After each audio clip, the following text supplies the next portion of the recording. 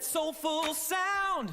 The best oldies can be found at Johnny G's Vinyl Treasure Show. Yeah! Come on down and feel that glow. All right. Johnny G's Vinyl Treasure Show. Come on, let the good times flow. Oh, Johnny G's Vinyl Treasure Show.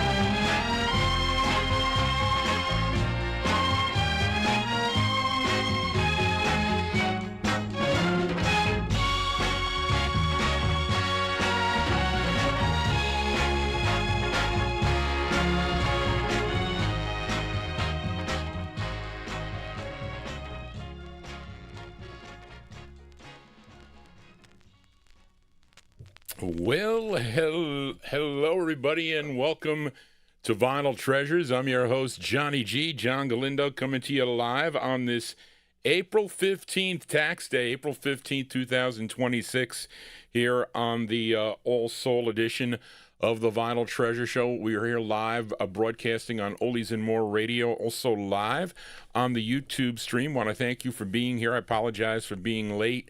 So when I come on, I never checked my PC up here, but there was evidently a Windows update last night. So I'm like, so all my settings for the visuals are off. They're unfocused because I'm not supposed to have autofocus on. And of course it changes the color of, and now when I move, so everything's got to get like reset again. See, if I'm closer, it changes the view. And I can't tell you how horrible of a week I've had so far. I'm not going to go into it, but some of you know why that is. But I welcome you to the Vinyltreasure Show here. We spin your requests. I think I'm going to start it off with some of my own selections, but plus it's too hot. I mean, we went from like 50 to 85 like that, and I can't deal with it. I had the AC on for the last couple of days. I had to clean the filters. It was just a pain. I wasn't like ready for it, but it's here. But anyway, thank you all for being here. We opened up with a Detroit sound. You correct, Ed Brown. And actually, this is a Flipside request. Okay. Sometime in November, I played a request for Frank and Jerry Gingaro for this studio group out of Detroit, the San Remo Golden Strings. And Frank requested their second release, their second of 4 for the Rick Tick label. The song was called I'm Satisfied. Frank also suggested the flip side would be a cool instrumental also, and he was correct. And that was the flip. It was their rendition of the tune Blueberry Hill. Of course, a song that dates back, I think, to 1940, but it was made popular, of course, by Fats Domino. Had a big hit with that record. But this group called the San Remo Golden Strings, okay? And members of this group also played in the Detroit Symphony Orchestra and also were members of the Funk Brothers. There you go, from October 65 going out to Frank and Jerry Gingaro in our YouTube chat room. The San Remo Golden Strings on Rick Tick with their rendition of the tune Blueberry Hill. I give my father blueberries every morning. At least everything's fine in the morning. Don't ask about later in the day. But anyway, I picked some records to open up the show tonight. So here's the first one. I think I picked 4, to do that. I'm sure some of you know some of these. Maybe 1 or 2 you might not know. But here's a group. We'll kick it off here, the vocal portion, with a group from Jacksonville, Florida. They had 2 releases on the ABC Paramount record label. This is their first. It's produced by Don Costa, and they were known as the Spindles, Spindels. The Spindles from April 66, our opener on ABC Paramount. It's called And the Band Played On is the name of the tune. Here we go. The Spindles. And the band played on and on while they stole you away to our favorite song. Yes, the band played on and on while they stole you away to our favorite song.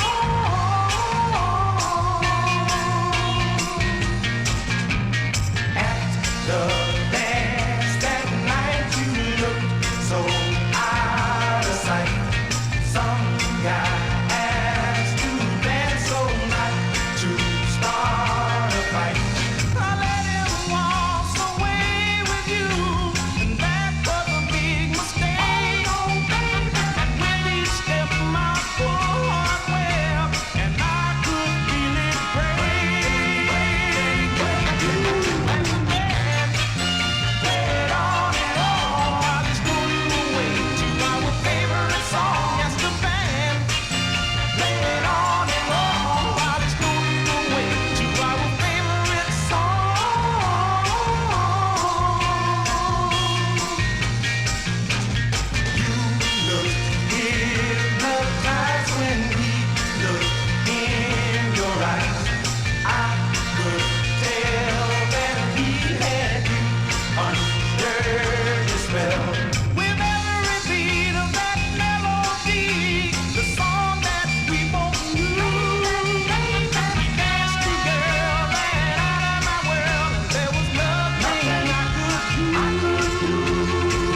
And the band played on and on while they stole you away to our favorite song. Yes, the band played on and on while they stole you away to our favorite song. And the band played on and on while they stole you away to our favorite song. And the band played on and on while they stole you away to our favorite song. Yes, the band played on and on while they stole you away to our favorite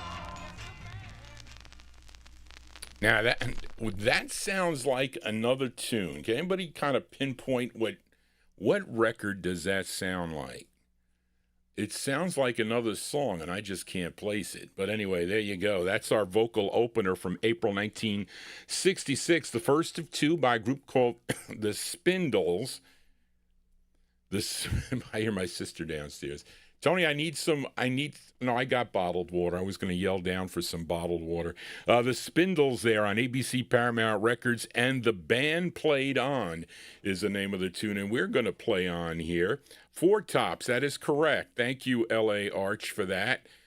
the same old song, right? That's what that sounded like. I knew it was something like that. But anyway, so here's my second selection here, folks. And I think I didn't get that one on the cheap, I don't think. I don't know what it sells for. It wasn't a lot of money. This I definitely got on the cheap. I only paid 49 cents for this next 45 as we head to Chicago for this girl group, initially recording as the Starlets on the Pam label, if you're familiar with that record. Okay. And of course, this group made a trip to Philadelphia and recorded a few sides for WIBG DJ Harold B. Robinson. Now, one of those songs was a tune called I Sold My Heart to the Junk Man, if you know that song, okay, which would be released on the Newtown label. The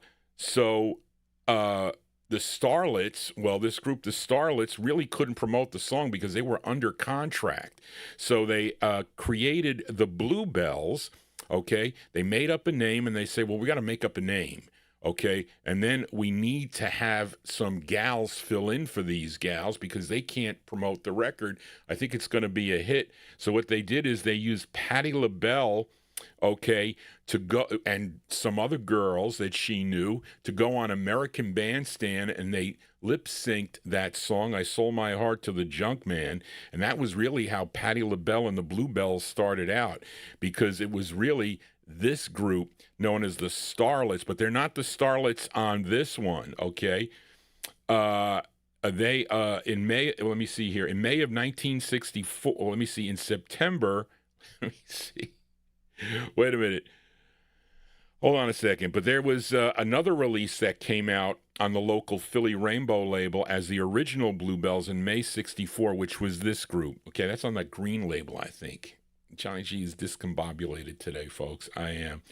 Then in September, this release came out, and they would change their name again one more time to the Bracelets. Okay, so here they are as the Bracelets. This is from September 64 on 20th Century Fox Records. Maxine Edwards, she's the lead singer on this. The Bracelets with You're Just Fooling Yourself. Sometimes I am. But here you go. Another selection by Johnny G, The Bracelets. Here we go, folks. Whoops, wrong one, Johnny. This one.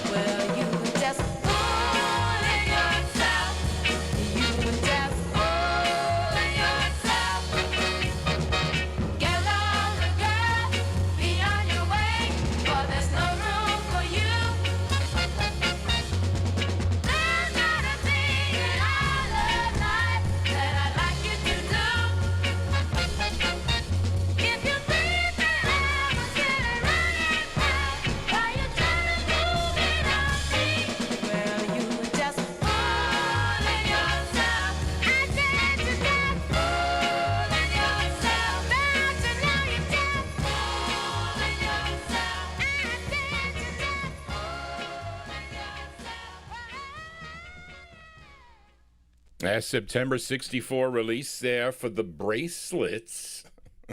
Gee, hold on a second, gotta lower that down. Gotta check that needle over there. Those are the Bracelets there. Why is this so loud now all of a sudden? The Bracelets, September 1964 release there on 20th Century Fox. Maxine Edwards, she's the lead singer on that. You're Just Fooling Yourself. That might be a little bit of a pricey 45 now. It's on styrene, and you know Johnny G's feelings toward the styrene 45s. They're not my favorite. That didn't play that bad, though. It did not. But here is another selection of mine here. Of course, I featured this singer on the Sunday night show. I played a song he did called One Last Kiss, I think, if I remember correctly. But he was a member of a long list of groups through his career, tagged along with his buddy Arthur Cryer, belonged to groups like the Mellows on JD, the Halos on Seven Arts, the Star Steppers on Amy, Little Guy and the Giants on Lawn, Twisters on Capitol, and others. Not only did he do backup work, but he also had a number of solo releases. I played the one on Ren on Sunday night, as I did a battle of One Last Kiss between him and also between the Marcel's version. And I have also a release by him on the Southside label. This one is on Rust Records out of New York City. This is a song he wrote or co-wrote from February 1966. Let's give a listen to Carl Spencer. Carl Spencer on Rust Records, and the song is called Cover Girl. Here you go with Carl Spencer.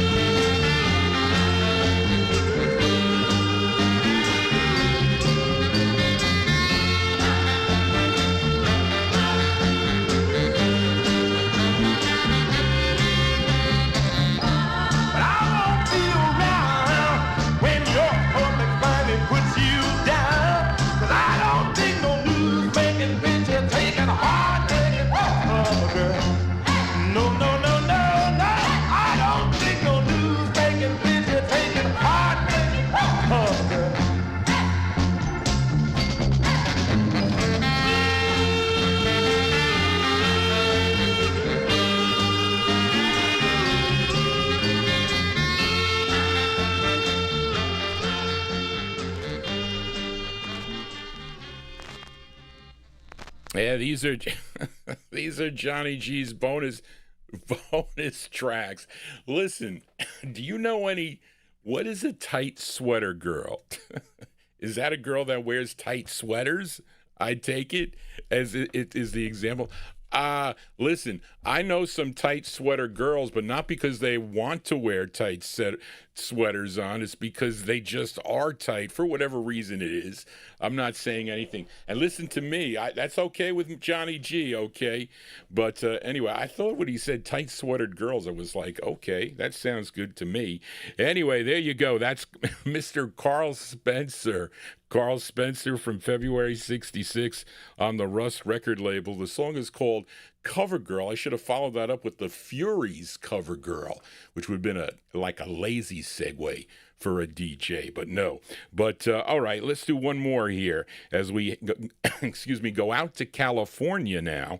And for this gal, she is from Pomona, California, and this is her only release. It came out on a label called Soul O, Soul apostrophe O, Soul O Records. It's out of Watts down in Los Angeles, and her name is Karen Brooks.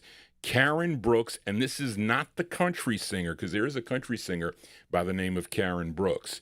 But anyway, this is from 1966. Let's give a listen to this tune here. Karen Brooks on Solo Watts. It's Solo Watts from Watts, California. And the song is called Too Nice to Forget is the name of the tune. Here we go.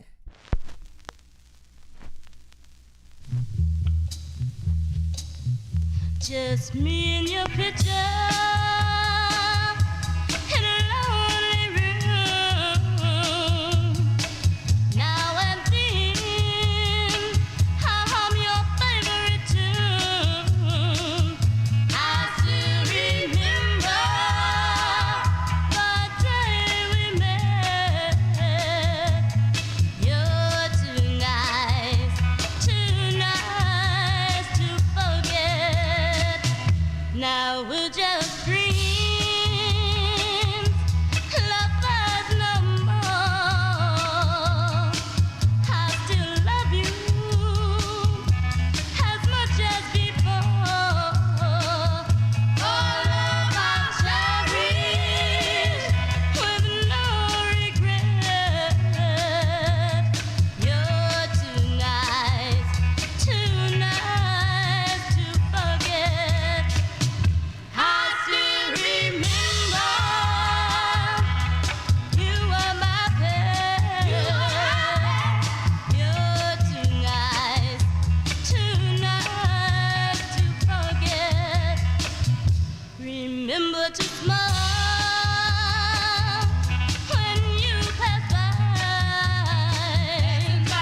Don't pity me if there's a tear in my eye. You found a new love, and yet you're too nice to forget.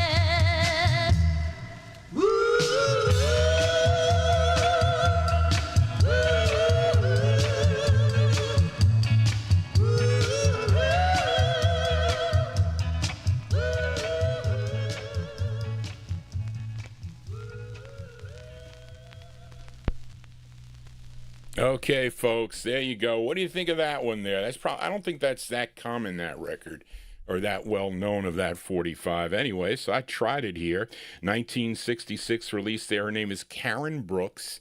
It's on the Soul O Watts label out of California, and it's called Too Nice to Forget is the name of it. I think Spence sold me this 45. I think he did.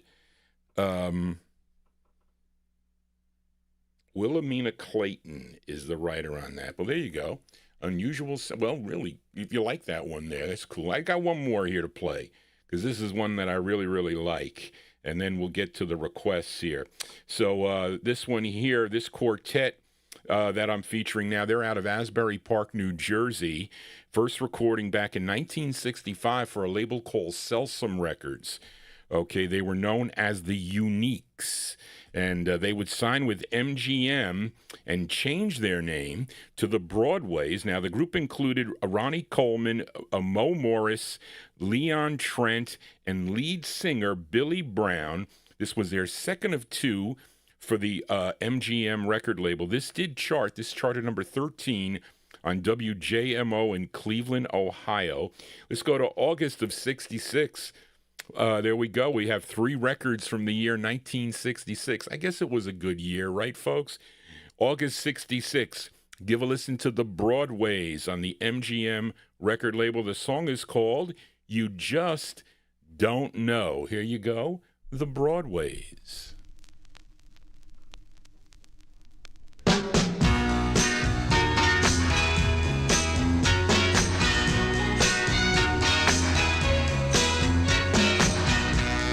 Sometimes I'm up, sometimes down.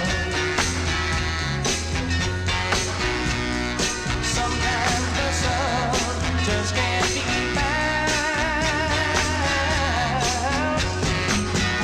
But when your arms are around me, nothing but sunshine surrounds me, baby. You just don't know how good you make me feel. You don't know how good you make me feel. You don't know how good you make me feel. All right now, baby. Some days are good, and some days are good, some bad now, baby. Some days the world looks like a drag. But the moment you are near me, the world looks carefully to me, baby. You just don't know how good you make me feel. No, you don't know how good you make me feel. No, you don't know how good you make me feel. Yeah. All right now. Sometimes I'm right, sometimes wrong. Oh, baby. Sometimes I feel I can't go on. But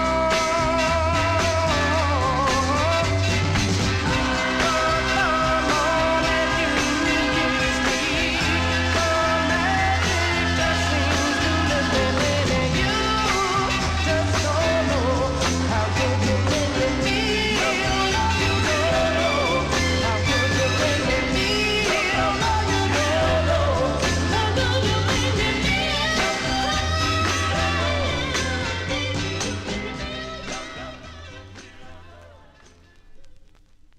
Okay, folks, there you go. August 1966 release there. That's the second of 2 for the Broadways on the MGM record label. You Just Don't Know is the name of the tune. That's Billy Brown on lead. Of course, he would become a member. He would join, Al Goodman and Johnny Morgan to record as The Moments. That recorded for the Stang label.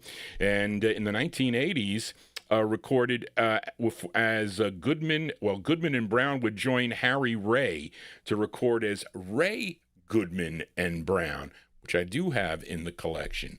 Well, anyway, that's going to do it for Johnny G's bonus picks here. So we're going to get to the requests here. I got to say, I went into my Oldies and More chat room there. So where'd you go? Donna S. And she says that she's asking me if I'm DJ Cosmo's son. I think I'm a little bit older than that, I think. And if so, I really like your voice and selections. Well, thank you, Donna S., for that. You can come back and check out the show here on the YouTube channel. But anyway, let us get with the requests here. And let's fill... Oh, what am I doing here? Hold on a second, folks. I think this is I didn't copy them in. Well, I did copy them in, but I didn't put them in the order here. I think this is a UK listener's request. Yes. This is for UK listener David Dallison, okay? And I didn't get one on for him last time. Hold on a second, folks. I got my act together. And let's see. Here we go. We go to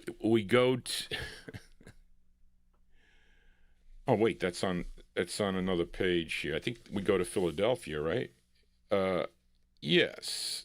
this trio here. Well, you know this trio out of Philadelphia, okay? And trio out of Philadelphia, and let me see. They are, well, I only got the lead singer on here. Her name is Carol Jackson. She's the lead singer. Of course, they would have a song that is a favorite here on the program is their release on the Swan record label, which is called Who Do You Love? I think that's the song I think that everybody likes by the group. But they really had a lot of great tunes here. And I cannot see with my with my cataracts here. Here's one they did on ABC Paramount Records here. This is their third release on ABC, a tune written by Artie Resnick and Kenny Young. It's produced by Jerry Ross and arranged by Joe Renzi. Okay, this charted number 98 on WIBG in Philadelphia. It's a great tune from July 1965, going out to UK listener David Dallison. Here is the sound of the Sapphires on the ABC Paramount record label. The song is called Evil One. Here you go, David, for you, the Sapphires.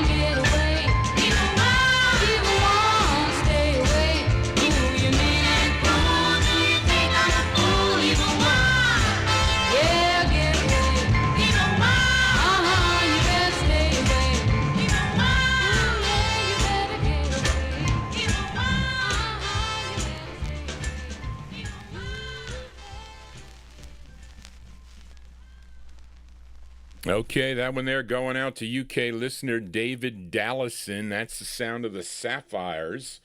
Hold on a second. Let me get this next one here. I see James Brown wants to hear the flip side of that. I'm going to replace it with the record I was going to play for you. Then we will do that. So let me just mark this here. Because I got to go to this Temptations record, which is here. And don't you like real radio, folks? Johnny G doing this on the fly. There you go. July 1965 release there. Their third release for the Sapphires on the ABC Paramount record label. That is Carol Jackson on lead. Evil One is the name of the tune. We're going to flip that record over momentarily for James Brown in our YouTube chat room. But let's fill a request now for listener Ben Warfield. We go back to Detroit now. And for the sound of the Temptations, okay, and this is on Berry Gordy Jr.'s Gordy record label. And let's see, this tune written by Smokey Robinson and Warren Moore. Let me just double check something, folks. Yes. This was for the flip side of this record. But anyway, and produced by Smokey Robinson. Of course, it features David David Ruffin on the lead here, and with vocal background vocals of Eddie Kendricks, Melvin Franklin, Paul Williams, and Otis Williams. And also, supposedly, the Andantes are on this too, which are Jackie Hicks, Marlene Barrow, and Lovain Demps. And this was a hit for the group. And we got to get the hits out in the beginning here, folks, because the copyright police is going to strangulate, the AI copyright police will. Charted number 18 on Billboard, 3 on the R&B chart, and this was a big #1 record on WTTH in Port Huron, Michigan, and WSID in Baltimore, Maryland. Going out to listener Ben Warfield from March 1965, David Ruffin and the Temptations on the Gordy label, and the song is called It's Growing. Here you go, Ben, for you, the Temptations.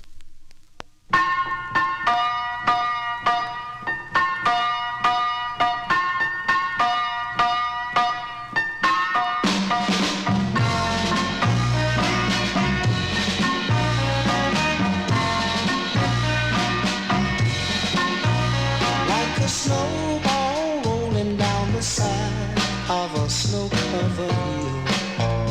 It's growing like the size of a fish that the man claims broke his reel. It's growing like a rosebud blooming in the warmth of the summer sun. It's growing like a tale by the time it's been told by more than one. Ooh, it's growing. Every day it grows a little more than it was the day before. My love for you just grows and grows. Oh, how it grows and grows. And where it's gonna stop, I'm sure nobody knows. Nobody knows how it grows and it grows and it grows. Nobody knows. Yeah,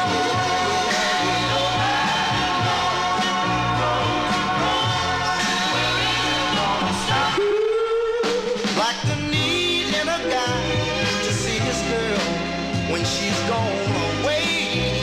It's growing like the sadness in his little heart when he knows that she's gone to stay.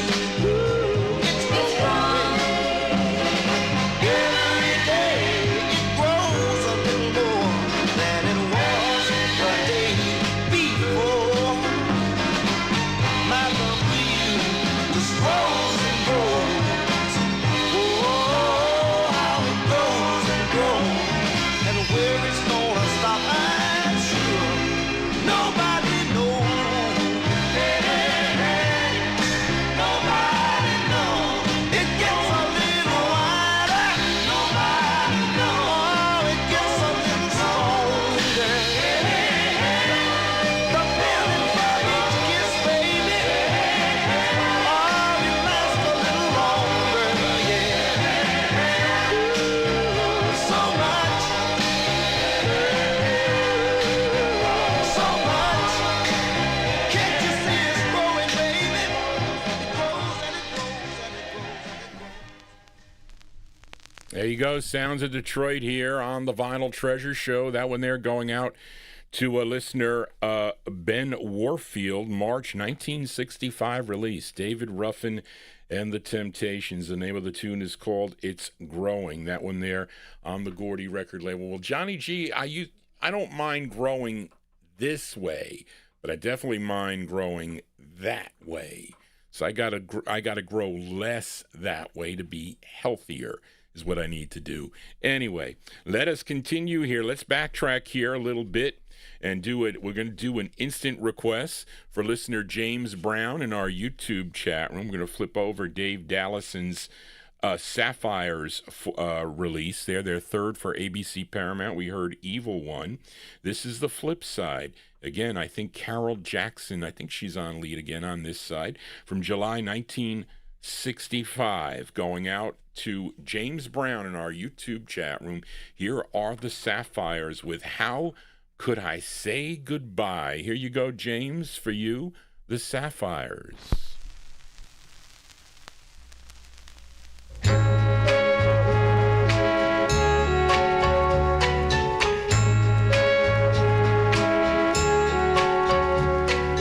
I was gonna say goodbye to you tonight,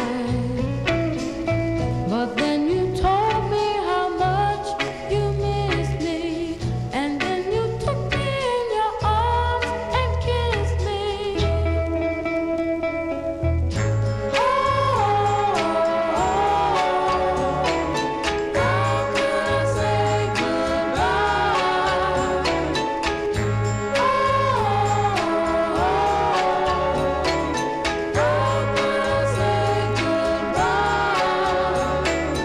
You're a troubled kind of guy.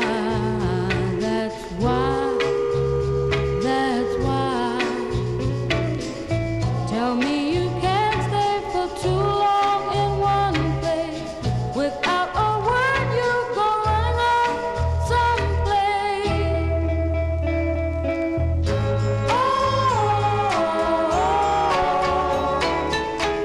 Oh, you made me cry.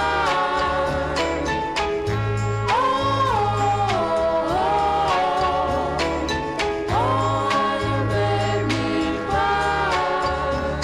Till you come back on your own sweet time and kiss me with the tears and tell me you're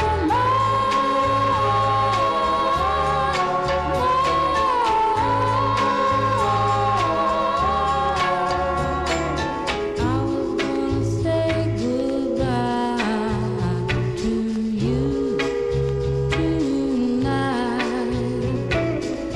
Tell you we're finished and had enough of you. Then you walk in, I can't help it, I love you.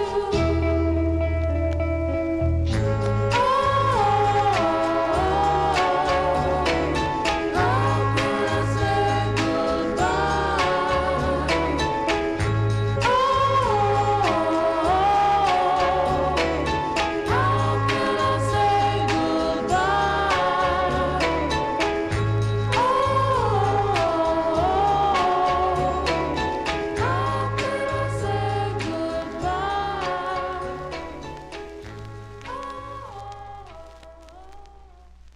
Yeah, great sound of the Sapphires there. That's an instant request for listener James Brown in our YouTube chat. It's getting hot up here. I got to turn my AC.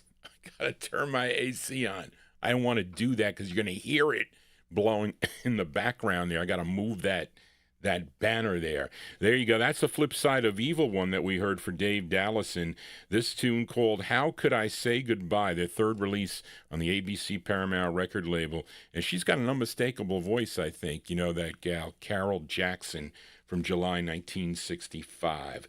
Let's get the hits out of our system early in the program here as we go back to Detroit, although you know this singer from Washington, D.C., and Charlene, you're going to have to change the second write-up on for the next week. Can't keep the same one. Can't copy them the same. The singer from Washington, D.C., Mr. Marvin Gaye, would sign with, in 1960, would sign with Berry Gordy Jr.'s a Tamla record label. He had 53 releases through 1986. Okay, which included duets. You know, one of the records that my aunt liked by him was a later one called "Come Get to This." You know that record, which I was like contemplating to play as a bonus thing. But here's his 9th release. This is a request for UK listeners Paul and Kevin in Yorkshire. Listening in Yorkshire. Got to say hello to Paul and Kevin. This is his 9th release, a tune written by Holland Dozier Holland, and they produced by Holland Dozier. And this is another hit. It charted number 15 on Billboard, 3 on the R&B chart, and this was a big number 2 record if you were listening to KMEN in San Bernardino, California, from February '64. The great Marvin Gaye on the Tamla label, going out to Paul and Kevin. It's called You're a Wonderful One. Here you go, Paul and Kevin.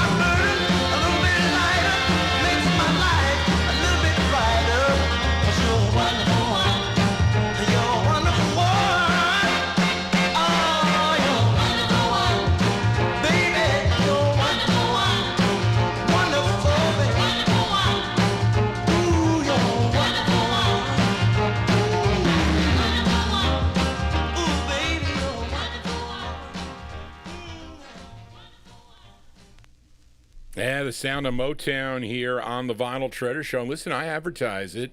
I advertise it on my YouTube page that I do play soul, Motown, and Northern Soul tunes. And that fits all 3 of those titles. There you go. That one there going out to what's the place here? That one there going out to Paul and Kevin in Yorkshire. The great sound of Marvin Gaye. February 1964 on the Tamla record label, You're a Wonderful One. That is a cool, upbeat dance tune, I will say. So speaking of dances, it kind of relates to the next record here. So how many of you, it never happened to me, but if you're dancing with the gal and then someone comes, does anybody like say, I'm cutting in, or they cut in and dance with your partner? Did that ever happen to you? That would not happen to me because I wouldn't let that happen, okay? But it kind of relates to this next record, kind of. But not so much on the dancing side of it. But I like this record. I like this singer, too. And I'm sure many of you do also. As I'm lost my place here. Here we go. This is a request. He heard this. Well, this is a new listener to the program, Bill Covington, and he heard me play this record a number of years ago on the program and kind of requested it again. See, I like it when new listeners finding out about the program, they listen to some of my older shows, and they're fine. Because listen, you can go to any one of my shows and you can hear, records. I would guarantee for any of my shows there's going to be a record or two you've never heard of before. Maybe some more than others, but my collecting buddies, they're very familiar with lots of these records. But anyway, this is a request for Bill Covington, this gal, born in Chicago. Her real name was Rosemary Timothea Aruro. I think that's how you pronounce it. Aruro, A-U-R-R-O. She would relocate to Los Angeles, California as a child. She would sign with Liberty Records in 1961 and had 14 releases on Liberty Records through 1964. You may know her biggest hit. She's got some good records on Liberty. Her first big hit was a song called Hurt. But then she does another great tune called What's the Matter, Baby, and some others. I think I have one pulled here for Gary in Canada. But she would sign with Mercury Records in 1964. She had 9 releases on the Mercury label, and Bill requested her 9th release. This tune, written by Johnny Guitar Watson, okay, produced by Jerry Kennedy, arranged by Ray Stevens. Okay, this charted number 23, regionally charted number 23 on WAYS in Charlotte, North Carolina. Let's go to April of 1967, by request for Bill Covington, Miss Timmy Euro. Timmy Euro on the Mercury label. The song is called Cuttin' In. Here you go, Bill, for you, Timmy Euro.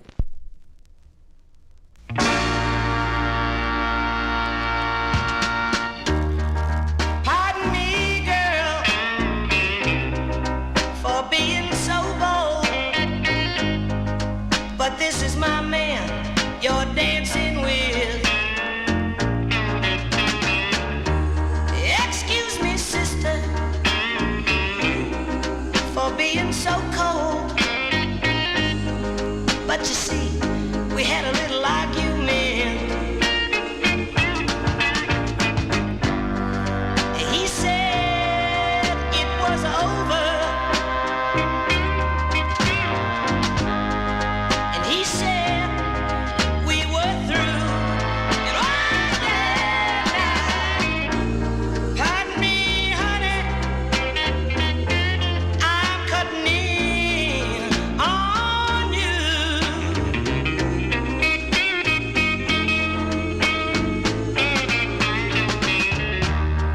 Excuse me, girl, for being so cold, and for the tears that he shed. Can't you tell by the look in his eyes, he didn't mean a word that he said. Darling, I'm so glad that I found him. And why, girl, yeah, I want my arms all around him. Excuse me, honey, I'm cutting in on you. And why, girl, I think you better find yourself someone else to dance with. 'Cause this little man right here, I'm gonna romance with. And why, girl, excuse me, baby, but I'm cutting in on you.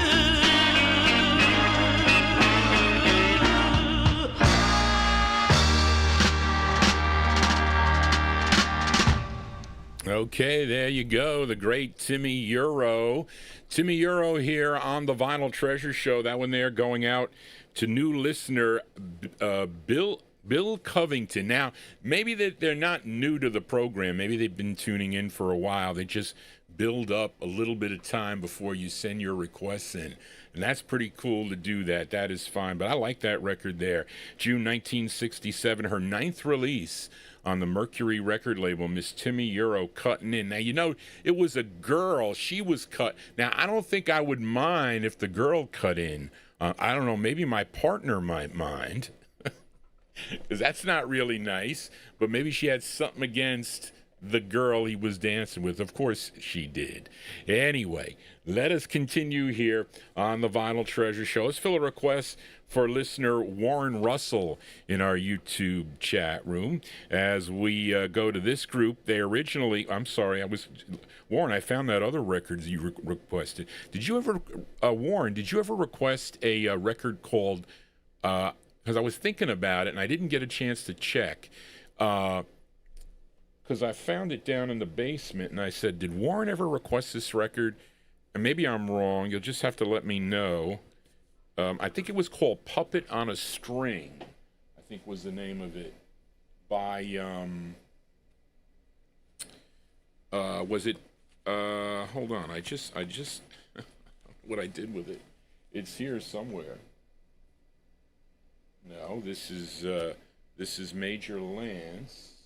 I found a whole box of cool records in a box downstairs. Yolanda Carr, the Precisions, the Love Lights. Wait a minute. Tyrone and Jerome, Johnny Noble, the Wild Air Trio. Where is it? Roger Collins, Syl Johnson. It was the guys that do the Harlem Shuffle, I think, was the group. I don't know what I did with it. Oh yeah, here we go. Bob and Earl. Did you request that from me? And I didn't have it. I said I didn't have, but I found it. Here it is. I was going to play these other ones here too, but I didn't test. This is the 2025 record. I'm going to test this. I have to test one for Malcolm, but I got two records on this Coleman or Colemeyer, I think it is, label. This is from 2025. It's a good old kind of old school sound. But anyway, not to get off the topic, here's a request for Warren Russell in our YouTube chat room. This group hails from Columbus, Ohio.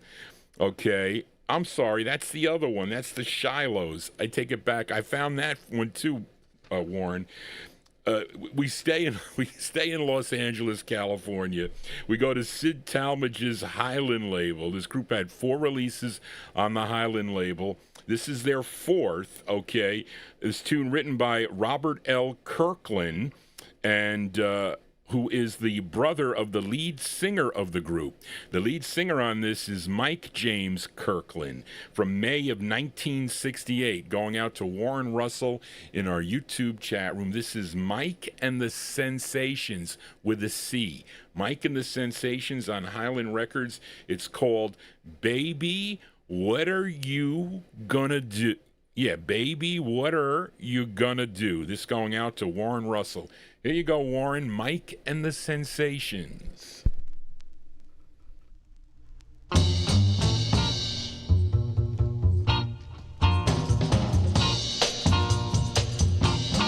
Don't close your eyes when we kiss.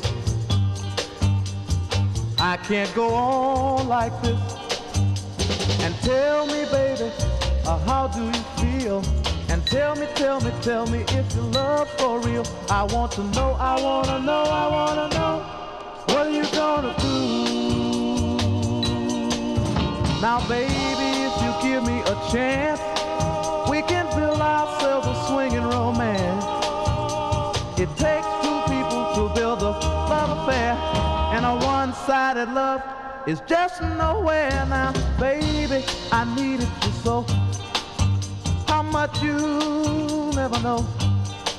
I gave you money and everything, and you turned right around and gave another cat my ring. It ain't right. I wanna know. What are you gonna do?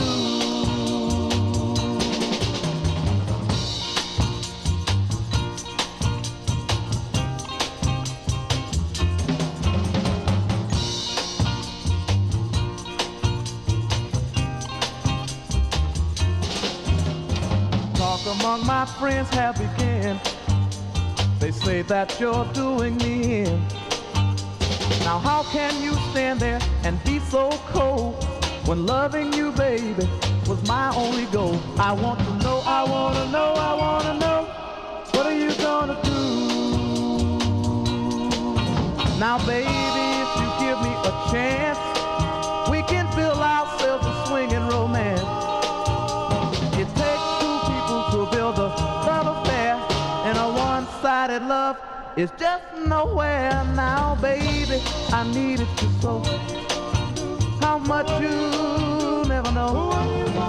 I gave you money and everything, and you turned right around and gave another girl my ring. It ain't right, girl. La la la la. Hey, tell me, baby, what are you gonna do, girl?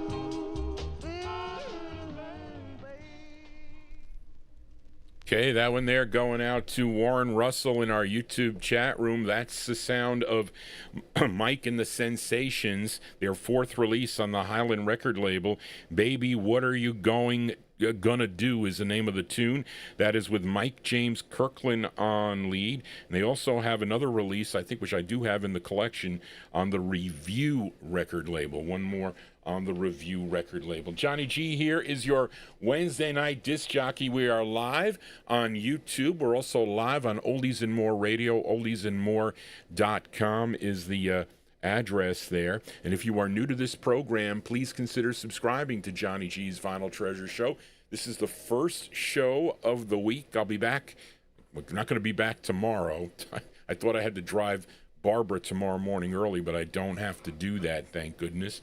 But anyway, I will be back on Saturday night beginning at 9 p.m. for the first part of the weekend show. We play records by year through 1957. It's been working out great, and the show that's really been picking up is the Sunday night show. Although this show is getting bigger and bigger, and I got to thank everybody for tuning in and thank all those new subscribers to the program. Tell your friends about it. If you have an iTV, you can watch Johnny G on your TV. I don't know about the chat. You might have to use your phone or tablet to do the chat if you want to. Okay, but Lenny G, you should sign into YouTube. Tell them you forgot your password. Don't use that as an excuse.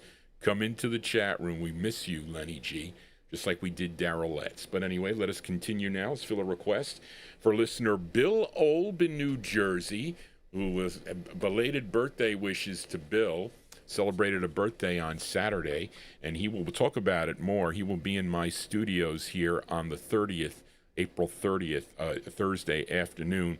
But this is a request for Bill Olb, and this singer originally, he was born in Detroit, Michigan, believe it or not, but he was the lead singer before his solo career, was a lead singer of a group called the Crickets.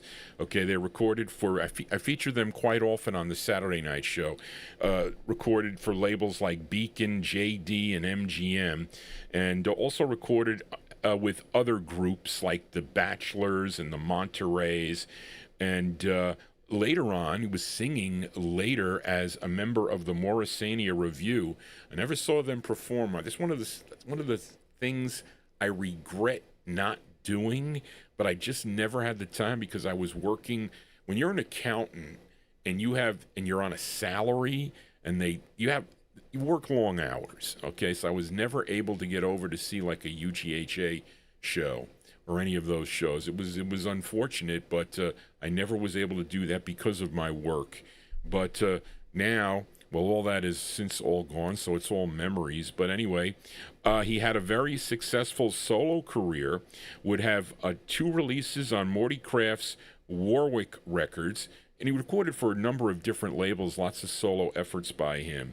And this is sort of an answer song that Bill requested. Okay, this is like an answer to Maxine Brown's All in My Mind.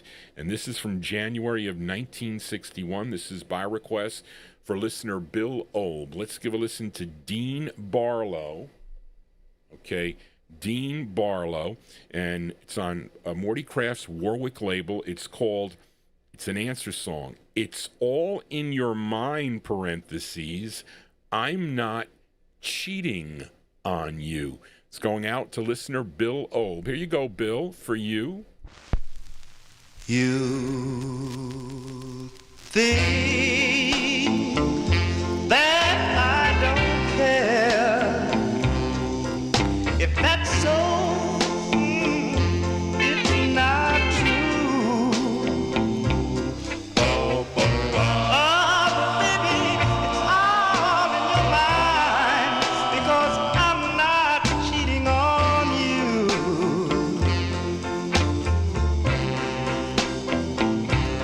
If you know that you've been true, I want you to know I've been true too. Yeah, baby, it's all in your mind. I'm not cheating on you.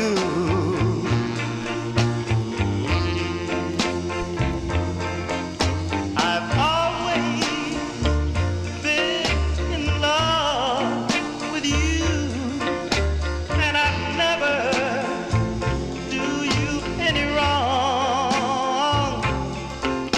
I thought you were mine, and I knew I was yours, and together we would always belong. Whoa, you never see anyone else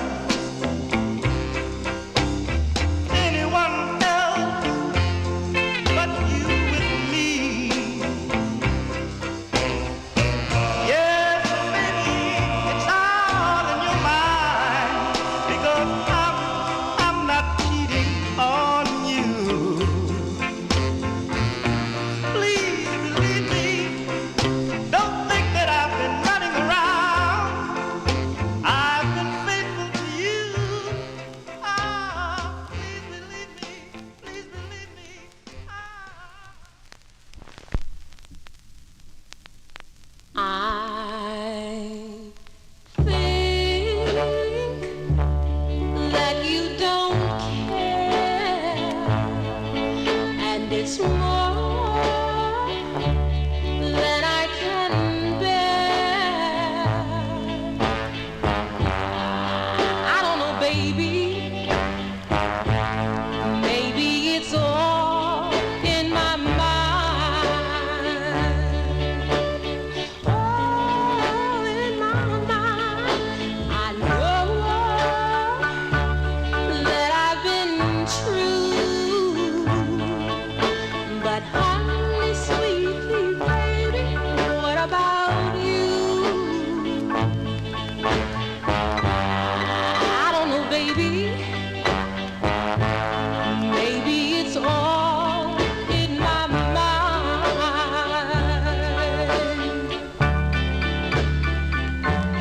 We've been going steady so long.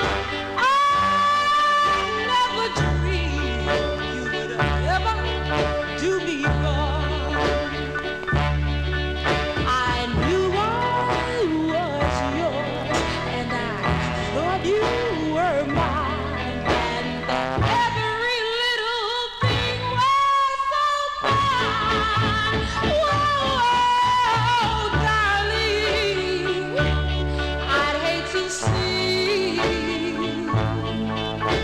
someone else with you other than me. I don't know, baby. Maybe it's all in my mind. Oh, in my mind.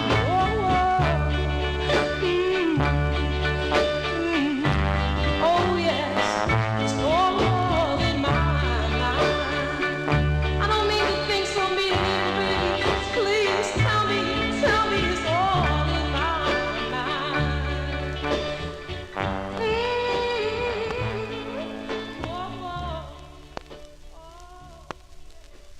Okay, folks, there you go. A twins. Well, we're not. It's really not a twin spin, but it is. It was the original that I just played, and then we heard we heard the answer, and that was just the original. Came out in October of 1960. Miss Maxine Brown on No More Records. All in My Mind is the name of the tune. Now, let me see here. It says she was 21 years old when she signed with Tony Bruno's No More label. This was her debut single on the No More label, and tune co-written by Freddie. Well, a song she co-wrote with Freddie, Johnny, and Leroy Kirkland. This was a number 19 Billboard hit, number 2 on the R&B chart, and the Avatar, the flip that. Funny is not the flip side. That's her second release. I think it's Now That You've Gone, I think, is the original flip. If yours says Funny, that's like a reissue. Yeah, I'm sorry, Harry Let's Marry, which I don't know what that is. But Now That You've Gone is on the flip of Funny, I think it is. But anyway, and then prior to that, we heard from January 61. That was an answer tune as done by Dean Barlow. It's All in Your Mind, parentheses, I'm Not Cheating on You, on the Warwick label. That was for Bill Old in New Jersey, who will be my in-studio guest here on Thursday, April 30th, 2026. Bill will be here from 1 p.m. to 4 p.m. Eastern Standard Time with Johnny G, and I posted it up on my YouTube wall, so you can check it out there. And there's a little bit of a write-up there.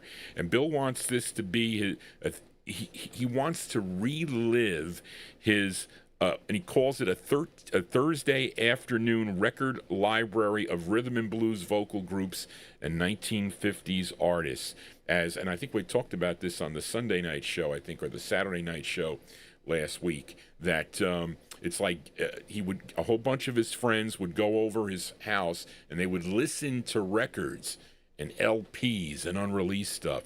So he's going to do that here in the studio. So he picked out some things that I don't have, so which is always great. It's not that easy to do. Of course, I have a lot of things, but I chat with Bill quite often, and he has done fantastic shows here on the program, and this is going to be a fantastic one. So join us from 1 to 4. It's going to be on April 30th. My in-studio guest, Bill Olb, here on the Vinyltreasure show, and more guests, too, will be here. But let us continue here on the Vinyltreasure show. Fill a request now for listener Ron Harry in our YouTube chat room as we go back to Detroit, although this singer was originally from South Bend, Indiana, or I should say the lead of this group. And first recording for Harvey Fuqua's Harvey label back in 1962.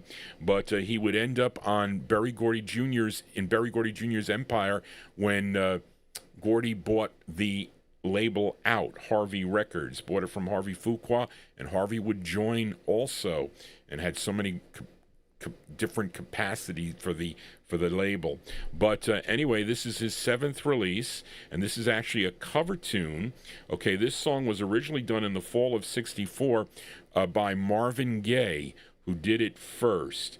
But this version is done by Junior Walker and the All-Stars. This charted number 21 on Cashbox, number 15 on Billboard, number 3 on the R&B chart, and this was a big number 1 record on KATZ in St. Louis, Missouri, if you were listening. So from July 1966, by request for Ron Harry in our YouTube chat room, here is Junior Walker and the All-Stars and their rendition of the tune, How Sweet It Is, parentheses, to Be Loved by You. Here you go, Ron, for you.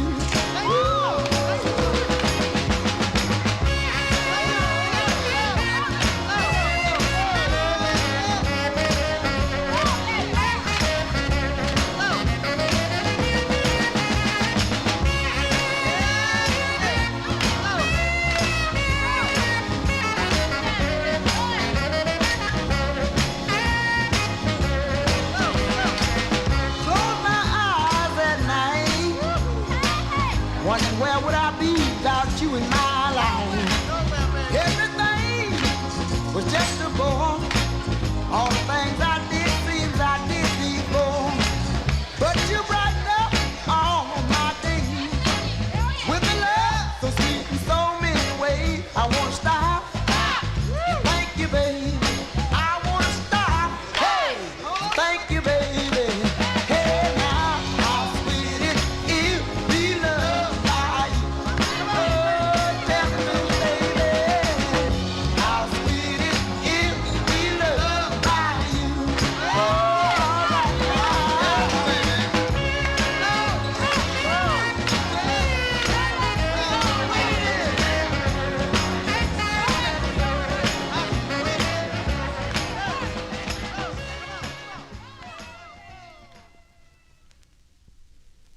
Yeah, that's the sound of Motown here on the Vinyl Treasure Show. Why'd I put everything in order here?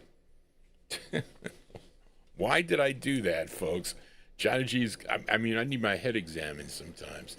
But there you go. That one there from July 1966. Junior Walker and the All-Stars going out to Ron Harry in our YouTube chat room. And their rendition of the tune, How Sweet It Is to Be Loved by You. That's on the Soul label. That is their 7th release for the Soul label. Johnny G Spinning Soul here. If you like what I'm doing, please give me a thumbs up. Tell your friends about this program. Subscribe to my YouTube channel.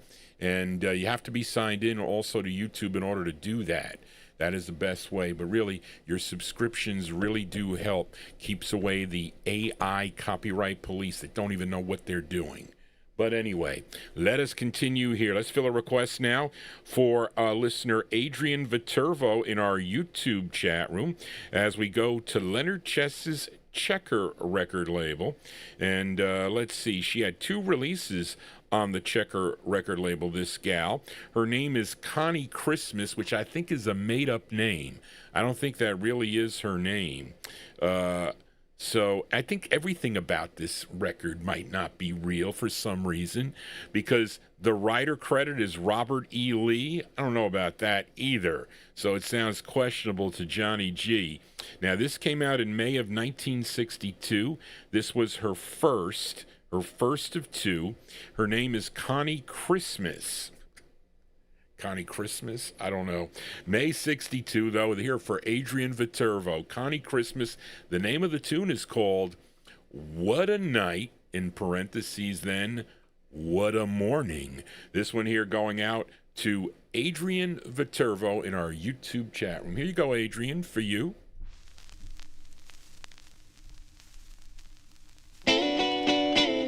What a night, oh, what a morning.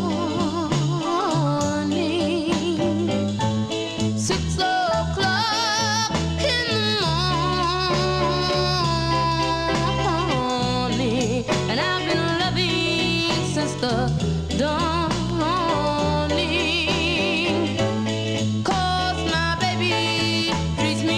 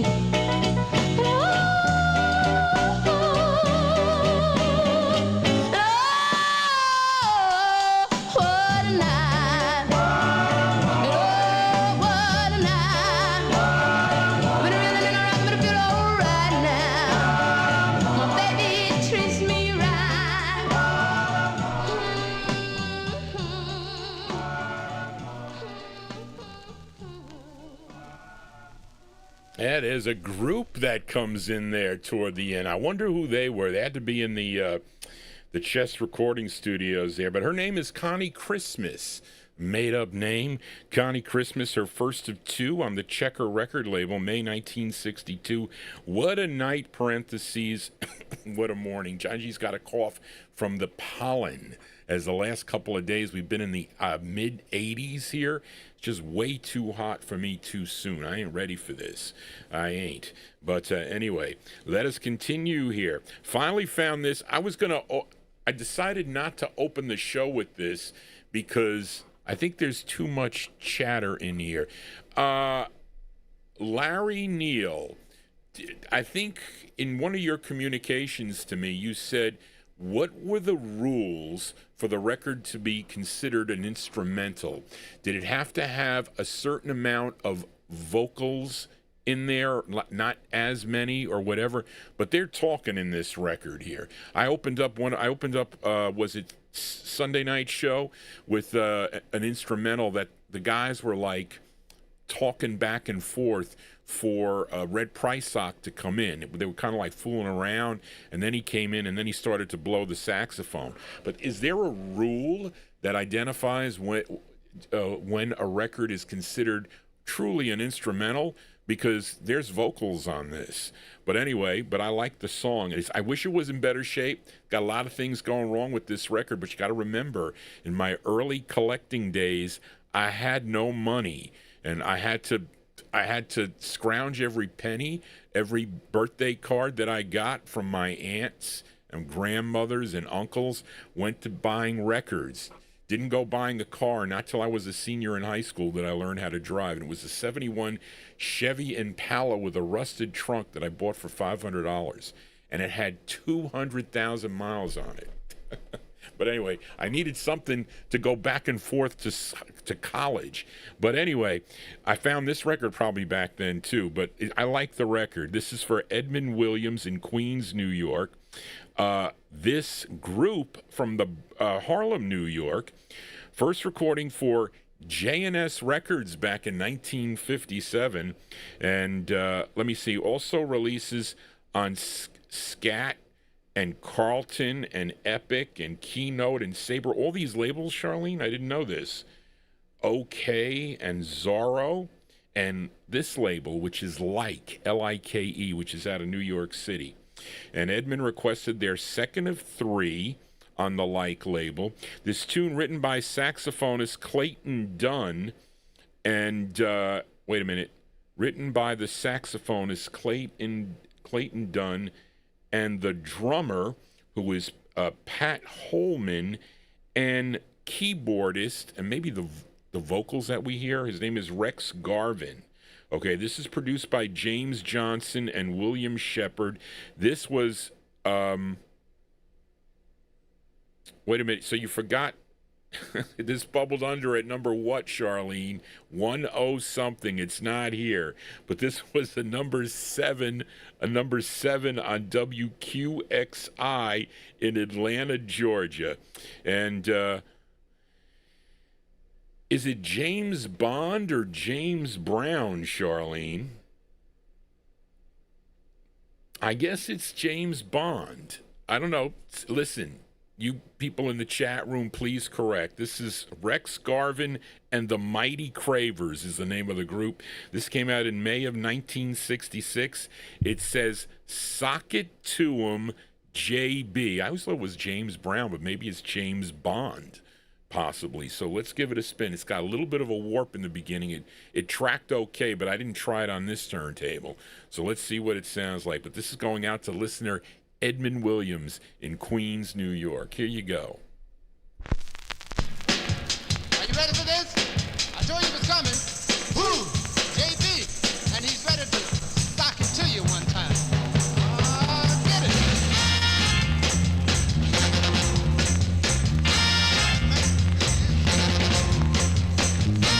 You got a trick ready for you.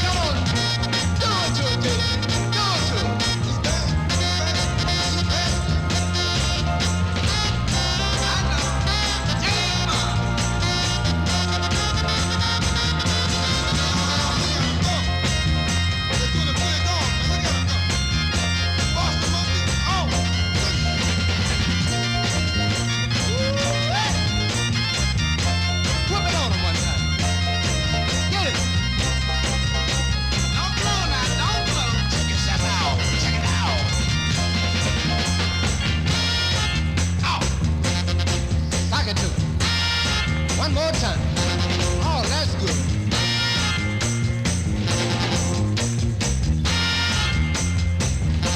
Well, baby, well.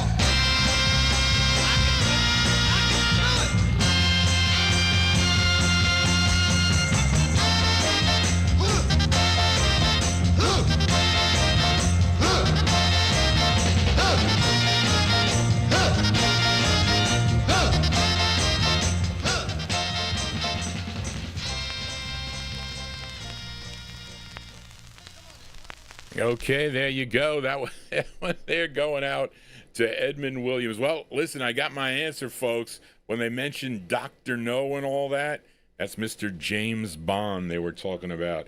And, excuse me, folks, that one they're going out to Edmund Williams. Oh, man, I lost my place here.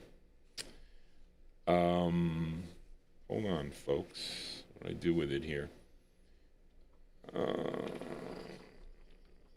Where is the Johnny G getting messed up here?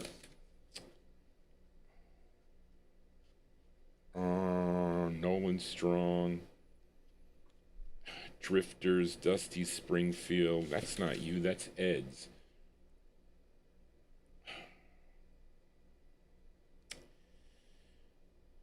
O.V. Wright. Oh, there it is up at the top. I'm telling you, Johnny G's it's cataract time for Johnny G. That one there from May 1966, Rex Garvin and the Mighty Cravers. That's a great tune. I like that record a lot. It was sitting in, I can't tell you where I found this. It was sitting in my, miscellaneous box. I wonder why. But it's called Sock It To Him. It's James Bond. James Bond is what the name of it is. That's part one there.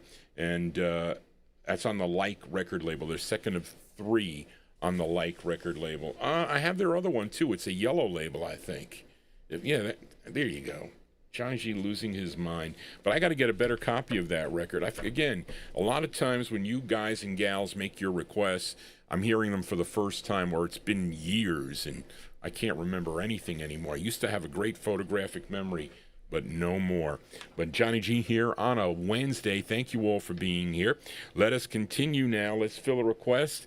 Well, we had the definition of what an instrumental is from Allie on bass, and she is in our YouTube chat. Now, Allie, I found 3 of your requests, and we're going to play one now, okay, for Allie. And I lost it here. Here it is. Okay, now, Allie requested this gal from New Orleans, Louisiana. And her real name, well, her name is Bernadine Washington, but she recorded as Berna-Dean. Okay, that's how she recorded. And she would have 5 releases on the Lou Chud's Imperial record label. And Allie requested her first, okay, a tune written by Dave Bartholomew and Pearl King. Let's go to November of 1961. By request for Allie on bass in our YouTube chat room. This is Bernadine on Imperial, and the song is called Little Willie. Here you go, Allie, for you, Bernadine.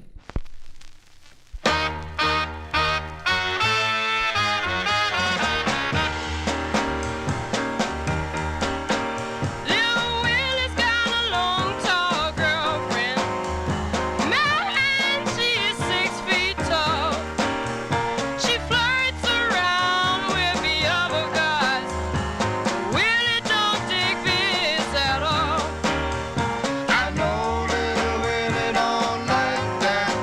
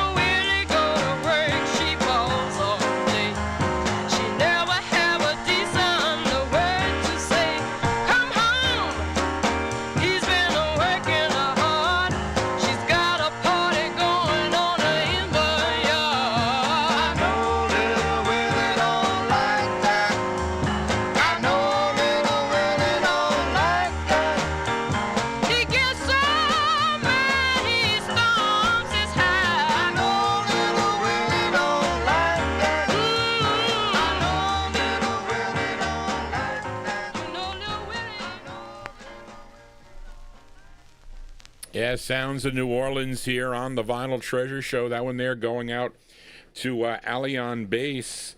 The sound of Bernadine. Bernadine from, I lost my place, from November 1961. That's her first of 5 on the Imperial record label. Little Willie is the name of the tune. I wonder if that is Dave Bartholomew on the vocals in the background there. I would bet that is. Anyway, that's for Ali in our YouTube chat room. Let us continue here on the Vinyl Treasure Show. Let's fill a request now for listener David Milfred in our YouTube chat room as we go to, I think this is out of Chicago Records. Chicago, Illinois. This is on the New Sound record label, and this is the original version of this song. Some of you out there may know this tune as done by Little Carl Carlton. I think he did it in 1966, but this was earlier. This is from 1965, and the group is called Ed Henry and the Nickels and Three Dimes. Now, I think Ed Henry was either the manager of the group or the writer of the... the manager... Ed Henry wrote the song, okay, with arranger Herman Davis, okay, and they gave him credit. But the group really on this is the Nickels and Three Pennies is the name of the group. And this is not an easy record to find. Greg Surik sold me this 45 a long time ago. And the group members were Alvin Payne, Paul Jackson, and James Woodbury. And then the lead singer on this, his name is Ronald Foster. He is the lead singer on this. So this is going out to David Milfred from 1965 on the New Sound label. It is the Nickels and the Dimes, but it mentions Ed Henry with 2 D's. Okay, and the song is called I Love Only You. Here you go, David, for you. The Nickels and Three Pennies. Did I say dimes? 3 pennies. Here you go.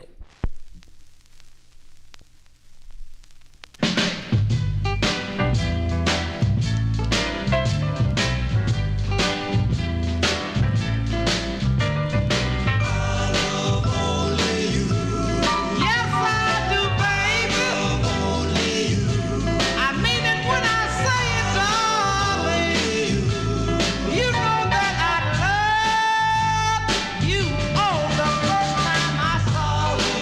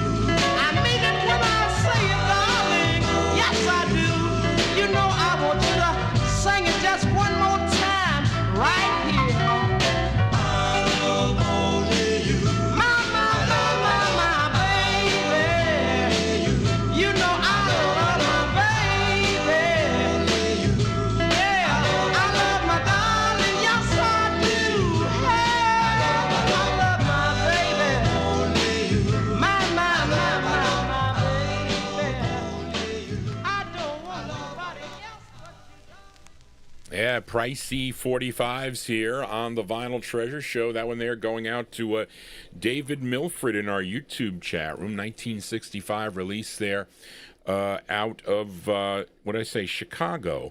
That is Ed Henry, although he's not singing, but it's the Nickels and Three Pennies. That is Ronald Foster. He's the lead singer on that. I Love Only You is on the New Sound label. And also Little Carl Carlton. And I think his group also does that tune. I think a year later they covered that. Johnny G here on a Wednesday. Let us continue here. Let's fill a request now for Amy King in our YouTube chat room. Amy is Johnny G's chat moderator, so you must behave. You must. But this is a request for Amy. She selected this singer from Prattville, Alabama, began recording back in 1961. It was a member of the Falcons, that recorded for the Lupine record label, but he would have a successful, very successful solo career, especially when he signed with Atlantic Records, ended up with 32 releases on the Atlantic label. This is his 15th release, a tune written by Roger Collins, who did this first, by the way, did this on Galaxy Records back in 1966. This one released in April of 1968. This is produced by Tom Dowd and Tommy Cogbill. This charted number 15 on the Billboard chart, number 7 on the R&B chart, and this was a big #1 record on WQXI in Atlanta, Georgia, from April 68. Let's give a listen to Wilson Pickett, Wicked Wilson Pickett on this one, on the Atlantic label, going out to Amy King in our YouTube chat room. It's called She's Looking Good. Here you go, Amy, for you, Wilson Pickett. Huh. Look here. You got the kind of loving make a man lose his mind. Got that little something that make me know that you're mine. Look here. You're looking good. You're looking so good. All right. You're looking good. Yeah, like I knew that you would. All right. Look here. When you call my name, baby, you call me Mr. Clean. I'm gonna give you loving that you ain't never seen. Hey, you looking good. You're looking so good. All right, you looking good. Yeah, like I knew that you would.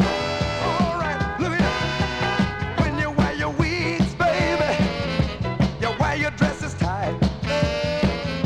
You wear your foxy fur, baby, when you step out late at night. Hey, you looking good. Oh, so good. Look here. You looking good. Yeah, like I knew that you would. All right, look here. Mama, get your mojo. Papa, get your gun. I'm gonna steal your daughter. I'm gonna be your son. You're looking good. Hey, looking so good. Look here. She looking good. Yeah, like I knew that you would. All right. Look here now. Huh. All right. One thing, you make me all right. Make me talk right. You make me holler. Hey. Huh. Hey. You make me feel good. You make me feel good. Look here, y'all. You make me holler. That's the Wicked Wilson Pickett there on the Atlantic record label. That one there by request for Amy King in our YouTube chat room. What's I say? His 15th release for the Atlantic, folks. April 1968. She's Looking Good is the name of the tune. How many times has anybody said that? You tell your friends that? Anyway, Johnny G getting off on a tangent here, and a bust of bass. You playing Johnny G in the train there? I'm going to tell him one of your requests is going to be coming up soon. We're going to play one of your records here. You're going to let the People unless they're sleeping. Buster Bass, where you headed up to? He said he's heading up somewhere. Where is he going? On an Amtrak, what? Train out of Chicago heading to Scottsdale. Okay. Okay, anyway, let us continue here on the Vinyl Treasure Show. Let's fill a request now for Ansray Thomas in our YouTube chat room. As we go to Chicago. Let's go back to Chicago now for this next group. Discovered by Fred Cash, a member. He was a member of Curtis Mayfield's Impressions. Brought them to audition for Curtis Mayfield, and what happened? The result was a recording contract, originally first for the Windy Sea label, okay, and but after that, okay, they ended up on Buddha Records. They signed with Buddha Records in late 1967 as the Five Stair Steps and Cubby, okay, which I think they are on this one too. And after their 3 singles on Buddha, they signed with Curtis Mayfield. Well, they were always involved with Curtis Mayfield. It's just that this is Curtis Mayfield's other label. Instead of Windy Sea, it came out to Curtom Records, okay, and. This was their 3rd of 5 on the Curtom label. Well, wait a minute here, Charlene. What do you got here?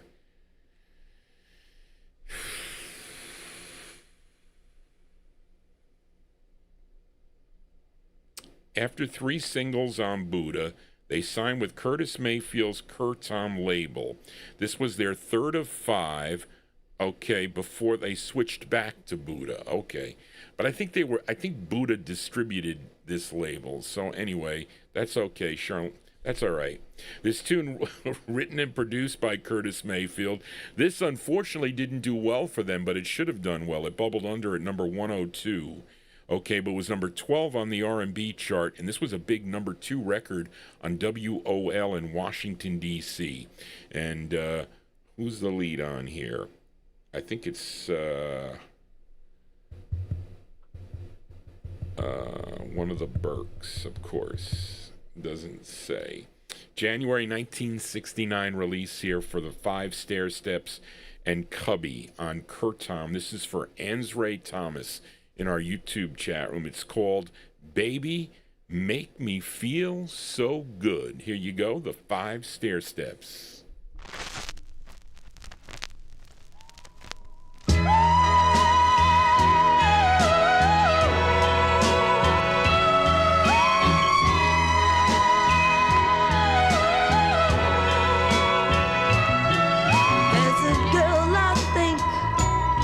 Come straight from heaven, I long to know.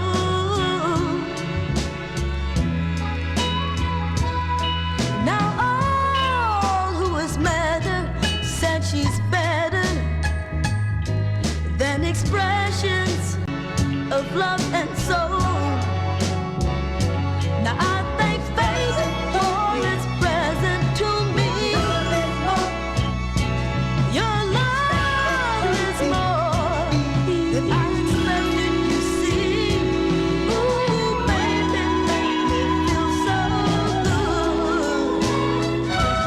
Ooh, baby, make me feel so good. Now I know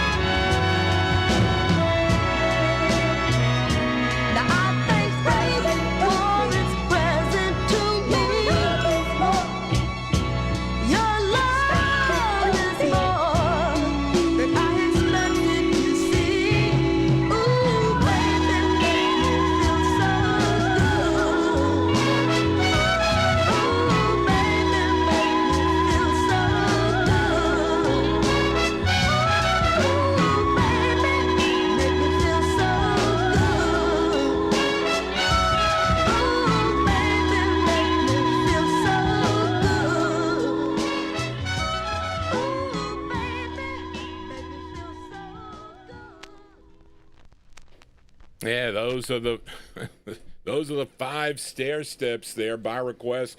Actually, 5 stair steps and Cubby, their third of 5 for Curtis Mayfield's Curtom label. That one there came out in January 1969. Baby Make Me Feel So Good is the name of the tune. And you know, that record should have done better nationally, I'd say. They were a great group. They were. Johnny G here on a Wednesday. If you have a request for a future Vinyl Treasures show, please email me at vinyltreasures@aol.com. That's the best way for you to get your request to me. And you got to make sure it fits the format of the program. It could be for any one of my 3 programs this week. I'll be back on Saturday evening beginning at 9 p.m. where we play 1950s into 1957. So if your request is between 1949 and 1957 on a 45, I'll play it on Saturday. If it's after that, you can tune in on a Sunday. Okay, you met Johnny G on a Sunday. Let us continue now. Let's fill a request for listener Ed Brown in our YouTube chat room. Where'd you go here, Ed? Here you go. And as he requested the Drifters, okay, the Drifters. This one from November of 1966. Now, they had 48 releases for the Atlantic label between 1953 and 1971. Now, Ed, you requested their 44th release. Okay, this tune written by Ernie Sheldon and Frank Hamilton, produced by Tom Dowd. This is arranged by Bob Gallo, and this is actually a cover tune here. Really, Charlene's got that this was first done by Debbie Laurie Kaye, K-A-Y-E, in July of 1966 on the Columbia label. But then again, let's give a listen to this rendition from November 1966. This charted number 62 on Billboard, 37 on the R&B chart, and a big number 6 record on WCOG in Greensboro, North Carolina. It features the great Johnny Moore on lead from November 66. Here are the Drifters on Atlantic for Ed Brown in our YouTube chat room. The tune is called Baby What I Mean. Here you go, Ed, for you.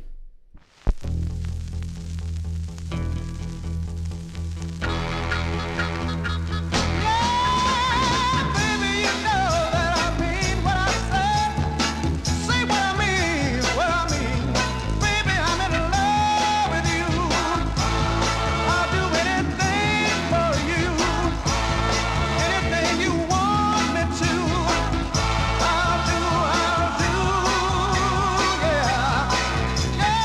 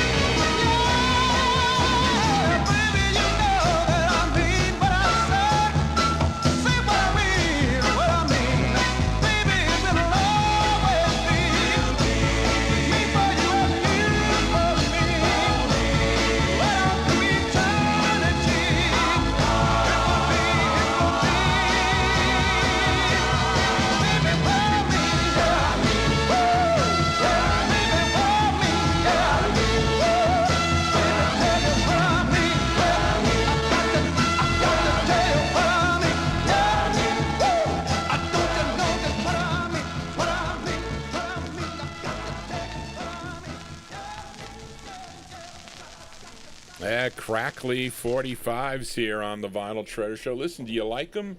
I don't like them crackly. I like them nice and clean is what I do. But anyway, sometimes you have no choice. But there you go. That's the great Johnny Moore with the Drifters. November 66 release there. Going out to Ed Brown in our YouTube chat room. Baby, What I Mean is the name of the tune. That one there on the Atlantic label. What did I say? Their 44th release? Wow, lots of records for the Drifters. Johnny G continuing here on a Wednesday evening. Let's fill a request now for listener Avatar in our YouTube chat room. This gal, always a favorite here on the 60s Soul Edition. She is originally from East Orange, New Jersey, and she is the younger sister to singer Dionne Warwick. First recording for Jubilee Records back in 1963, but in she had other releases like on Tiger Records, which I don't have, but I got my eye on one. Let's put it that way. Also recorded for Blue Rock, had 3 on the Blue Rock label. In 1966, she would move over to Mercury Records. She had 11 releases for Mercury, and Avatar requested her 3rd release. This tune produced by Jerry Ross and arranged by Jimmy the Whiz Wisner. This charted number 100 on the Cashbox survey, number 92 on Billboard, number 43 on the R&B chart, but was a big number 3 record up in Chicago if you were tuned into WBEE. Let's go to March of 1967 by request for Charles Ellis, a.k.a. Avatar, in our YouTube chat room, Miss Dee Dee Warwick, and her tune called When Love Slips Away. Here you go, Avatar, for you, Dee Dee Warwick.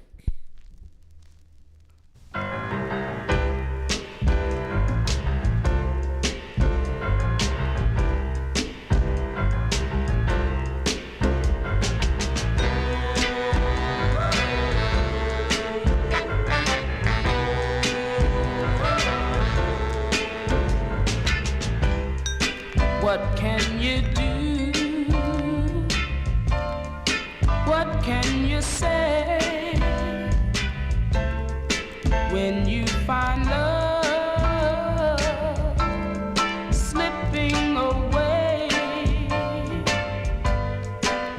If I drowned in my own tears, would it help ease the pain? If I got down on my knees, would it bring him back again? Or is it over? Am I part of yesterday? Oh, I'm so afraid.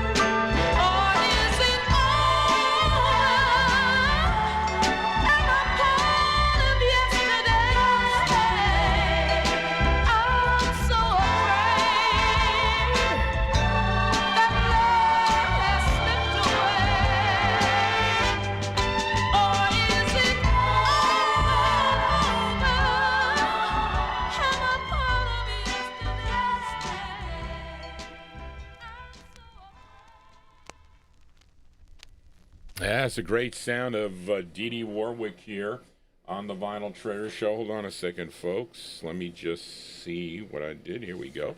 I lost my place. This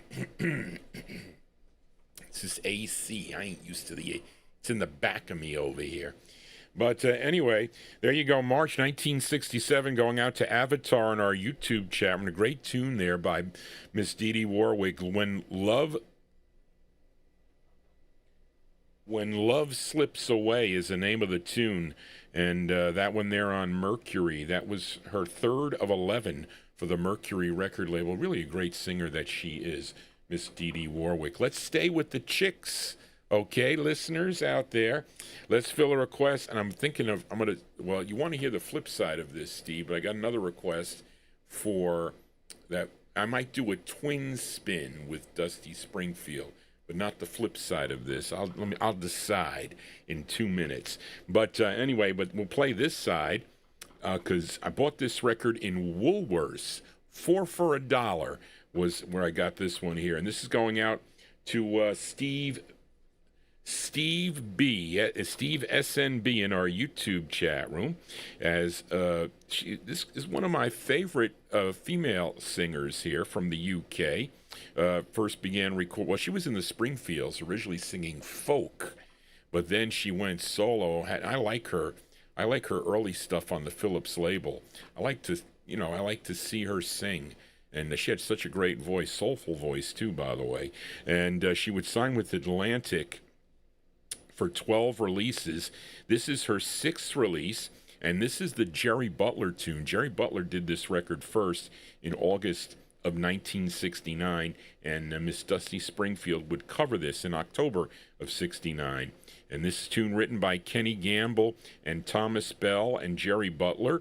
This one produced by Roland Chambers, arranged by Robert Martin. This charted number 24 on the Billboard chart. This was number 1 on WNIO in Youngstown, Ohio. From October 69, Miss Dusty Springfield going out to Steve B in our YouTube chat room, and her rendition of the tune, A Brand New Me.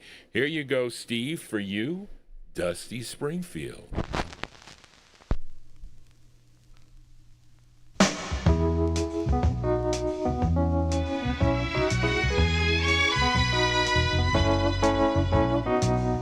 This is my same old car and my same old shoes.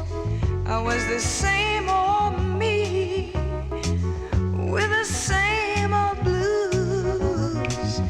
Then you touched my life just by holding my hand. Now I look in the mirror and see brand new girl.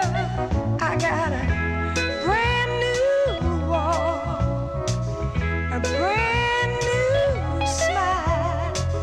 Since I met you, baby, I got a brand new style. Just because of you, boy, just because of you. Just because of you, boy, just because of you. I got the same old friends, they got the same old sins. I tell the same old jokes, get the same old grin, but now the jokes sound new, and the laughter does too. Every day of my life is fresh as morning dew. Just because of you, boy, just because of you. Just because of you, boy, just because of you. Just because of you, boy, just because of you. I go to the same old places, see the same old faces, look at the same old skies, see them all with brand new eyes. Brand new, brand new, brand new,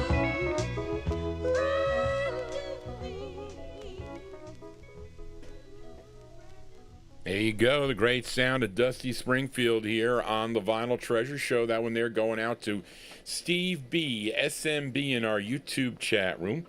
Her rendition of the tune, A Brand New Me, the Jerry Butler record, October 1969 release there on the Atlantic record label. Let us continue here. Let's fill a request now for listener Record Ralph in Syracuse as we go to Pittsburgh, Pennsylvania now. For this singer, he was previously the lead singer of the Skyliners. Okay, the Skyliners that recorded for the Calico record label. Of course, had some big hits in the late 1950s. Since I Don't Have You was one of them. But he would leave the group for a solo career sometime in 1961, I think. Recorded for a number of different labels, Colpix, May, Gallant, and this one's on Bert Burns's Bang label, and this is his second of two great records he does on the Bang record label. This tune written by Joe Simmons, and it's arranged and conducted by Artie Butler from June of 1966 by request for Record Ralph in Syracuse, Mr. Jimmy Beaumont. Jimmy Beaumont on Bang Records. It's called You Got Too Much Going On For You, right? That's it. You got too much going on for you. Is the name of the tune. Here you go, Record Ralph, for you, Jimmy Beaumont.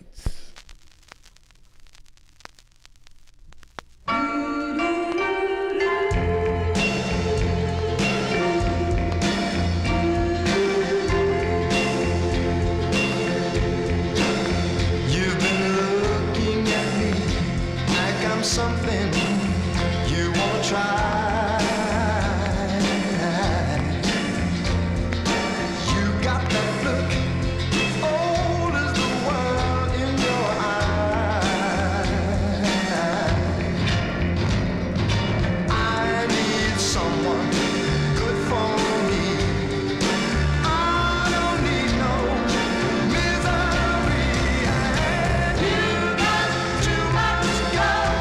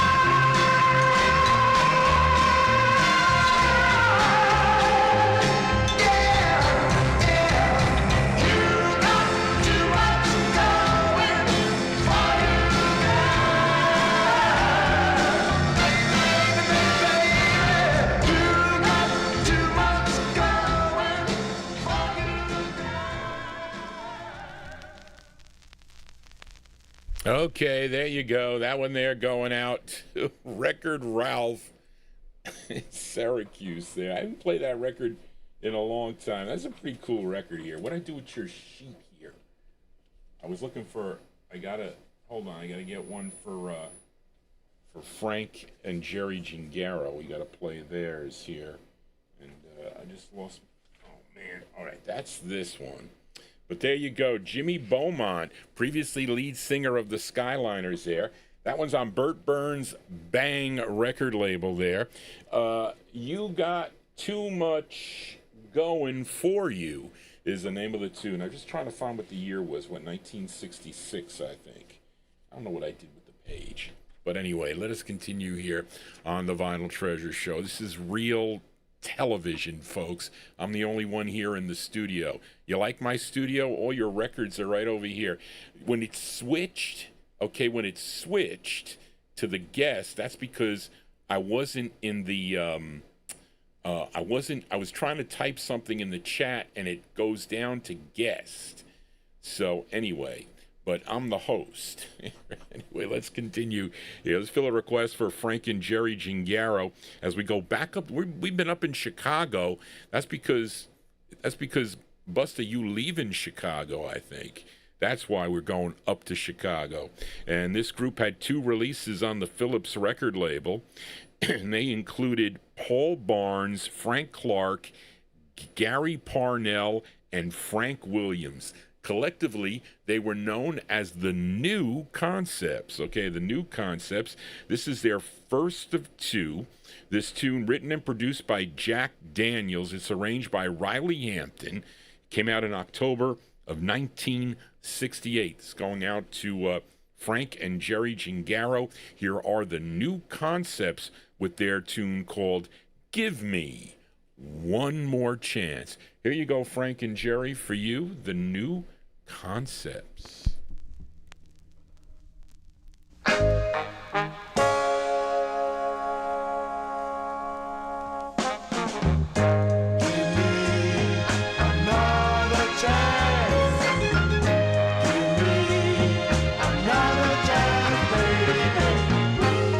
Don't judge me by my past performances, baby. For I know you'd never give me another chance, baby. Though from these lips lies have been spoken, they long for your lips to put love in motion. Baby, can't you see that it's you I need? Gotta have your love if I'm gonna succeed, so won't you please, girl? Another chance. Give me another chance. Another chance, baby. I know I've got an irresponsible reputation, a bad reputation. But I promise to treat you right and avoid temptation. All temptation. We can make it any way you wanna. Please accept my love. It can only go stronger. Girl, give me another chance. Give me another chance. Another chance. Don't you know I love you? I need you. Got to have your love. Yes, I do, yeah. Another chance, baby. Another chance. Can you see I want you by my side? Another chance, baby. Gotta have you, baby, for my bride. Another chance. Give me another chance. That's sound. Whoops. That's Johnny G getting discombobulated here today. That sounded the New Concepts there, going out to Frank and Jerry Gingaro. The New Concepts. Found that in the wild for 10 cents. Can't go wrong with a record like that, really. October 1968. Give Me One More Chance is the name of the tune. That was their first of 2 on the Phillips record label. Let us continue here. Let me find, this one's for Malcolm Baumgart. Got to play one for Malcolm. He's up at this late hour in the UK. Hold on a second, folks. Let me just find my notes here. Okay, here we go. This air conditioner giving Johnny G a cough. And I like this song here. Okay, this next singer, he hails from Houston, Texas, and let's see, began recording back in 1956, believe it or not, for ABC Paramount Records. And let's see, how many did he have, Charlene? Of course, he recorded for a lot of different other labels during his career. This was his 18th release for the ABC Paramount record label, a song he co-wrote. And interesting that this record is produced, co-written and produced, this record is co-written and produced by Phil Spector. It's arranged by Bob Mercy. This charted at number 104. It bubbled under from the Billboard charts, but this was a big number 5 record out in Oakland, California, if you were listening to KDIA out in Oakland, California. This one here going out to UK listener Malcolm Baumgart, January 1961. Johnny Nash on ABC Paramount. It's called Some. I think Phil Spector co-wrote it. It is called Some of Your Loving. Here you go, Malcolm, for you, Johnny Nash. Yeah, I said when I'm hungry, some apple pie will satisfy my greed. But right now, baby, it's some of your loving I need.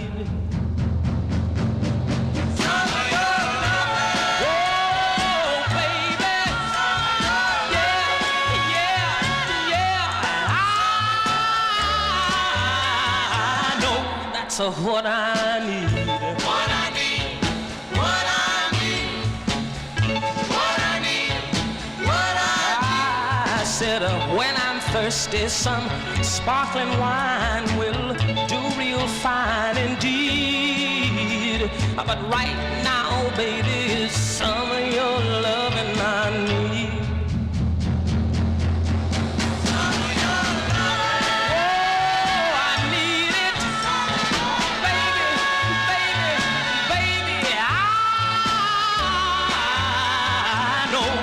So what I need, what I need, yeah, some of your loving, what I need, whoa.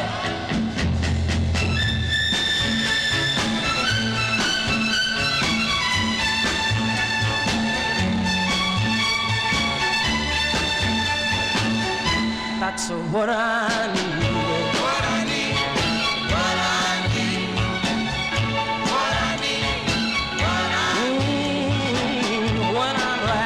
Just anyone can bring me fun with speed. But right now, baby, it's some of your loving I need. Some of your loving. Some of your loving.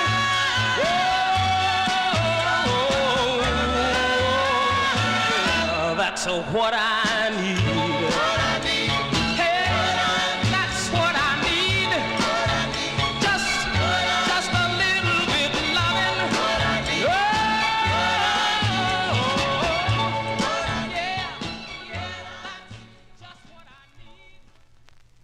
There you go. Well, listen, folks. We got, how many hours have we been doing this for? John G's been here for what? I've been here for 2 hours, and not even my full time. And the Copyright Police came out on that record. First time the AI Copyright Police came out tonight. But anyway, there you go. That one there going out to Malcolm Baumgart in our YouTube chat room. That is this great sound of Johnny Nash, January 1961, his 18th release for the ABC Paramount record label. Some of Your Lovin' is the name of the tune. Let us continue now, and let's fill a request for Leith in our YouTube chat room, as this group is out of Pittsburgh, Pennsylvania, and they formed in 1965, got their name. Well, they're called the Jaggers, okay?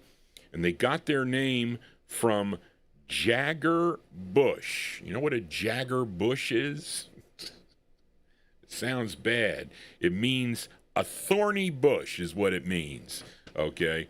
And they were managed by Skyliner's manager, Joe Rock. Okay. And, of course, this group had a big hit, a #2 Billboard hit. You might have remembered, what was it, in 1970, I think, on Kama Sutra Records, called The Rapper. That was a big hit for them. But this was prior to that. This was their first of 5. They recorded for Kenny Gamble and Leon Huff's Gamble label out of Philadelphia, PA. And produced by Gamble and Huff. This is from July of 1968. This is going out to Leith in our YouTube chat room. Here are the Jaggers on Gamble. It's called, in parentheses, That's Why, Baby, I Love You. Here you go, Leith, for you, the Jaggers.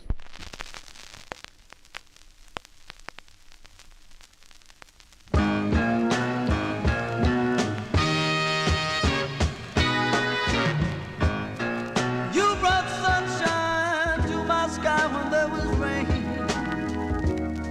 You brought beauty to a world that was plain.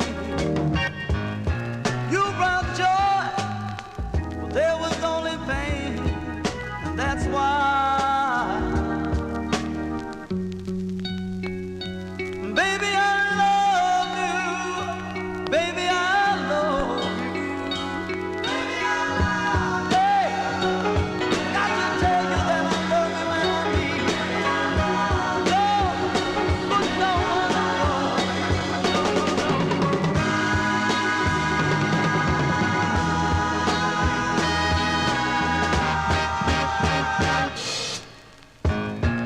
You brought sweetness to a bitter, lonely soul, darling.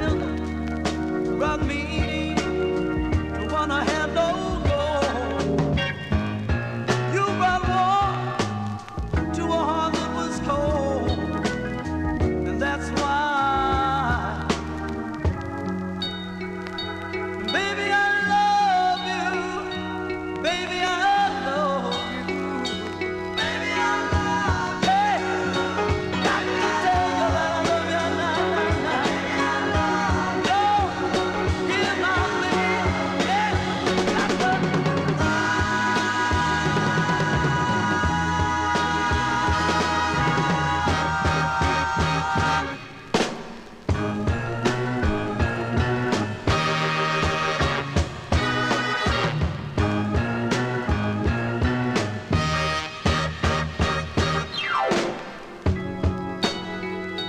Baby, I love you. Baby, I love you. Baby, I love you. Hey, got to tell you that I'm trying. Don't, hey, hear my plea,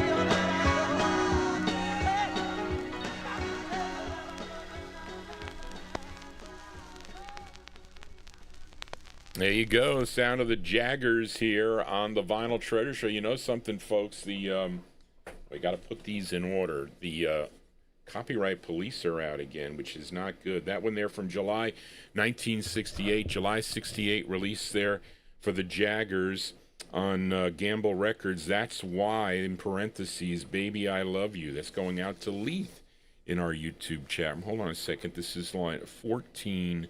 This is for this song.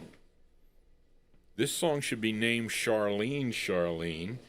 This is the closest song you're going to get to Charlene, my admin. Okay, and I think it's Richard. This song was requested by Richard Quintero. Okay, so that's R. So this is, hold on, let me put these in order. Page 2, 3, 4. It's page 16, which is second to last. There's 5. This is 6. I don't know where. So this is 5. Let me get, because I'm going to be discombobulated if I don't do this. 6. This is 8. This is 1. This is 9. Okay, that's 9. This is 11, which goes up to F. This is 14. This is 16. This is 15. Is this the R's? No, this is Tommy Albergo we got to get to. This is 17 and 18. And this is 10. Where's R? 8, 9. This is Edmund Williams. 10, 11. Oh, here Graylin we got to get to. We got Graylin here, and then we got J, L.A. Arch,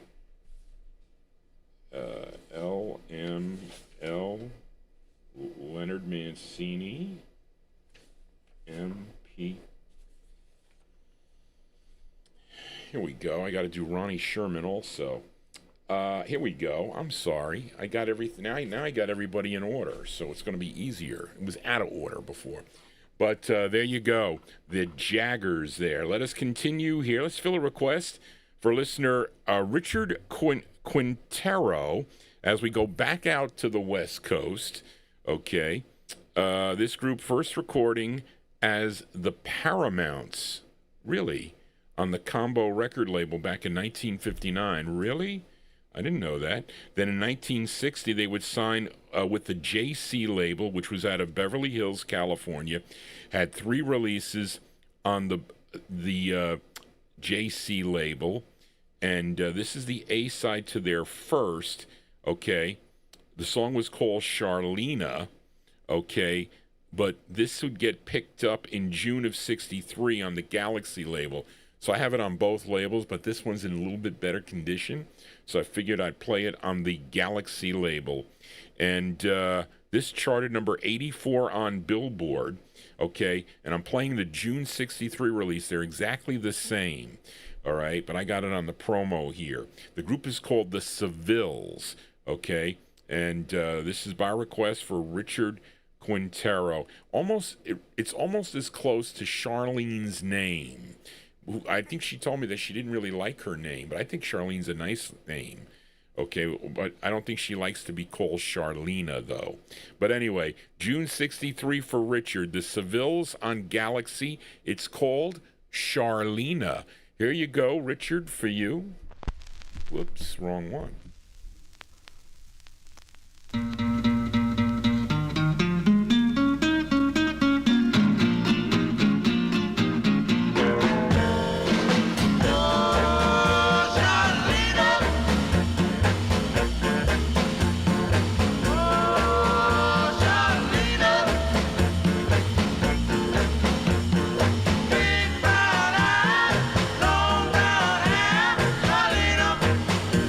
Charlena, don't you know I care?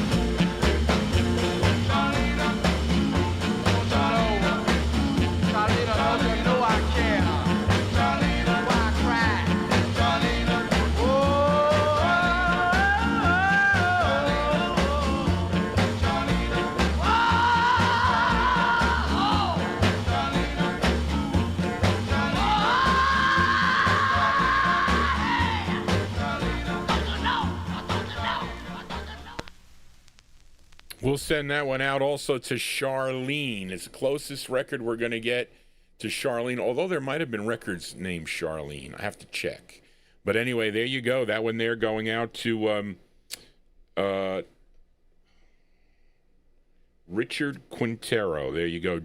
Featured the June 63 press on the Galaxy label. That's on JC Records, too. They got other great records, too. Somebody mentioned it in the chat room. Those are the Sevilles with Charlena is the name of the tune. Let's fill a request now for Lee the G as we go back to Chicago. We're doing lots of stuff in Chicago tonight, okay?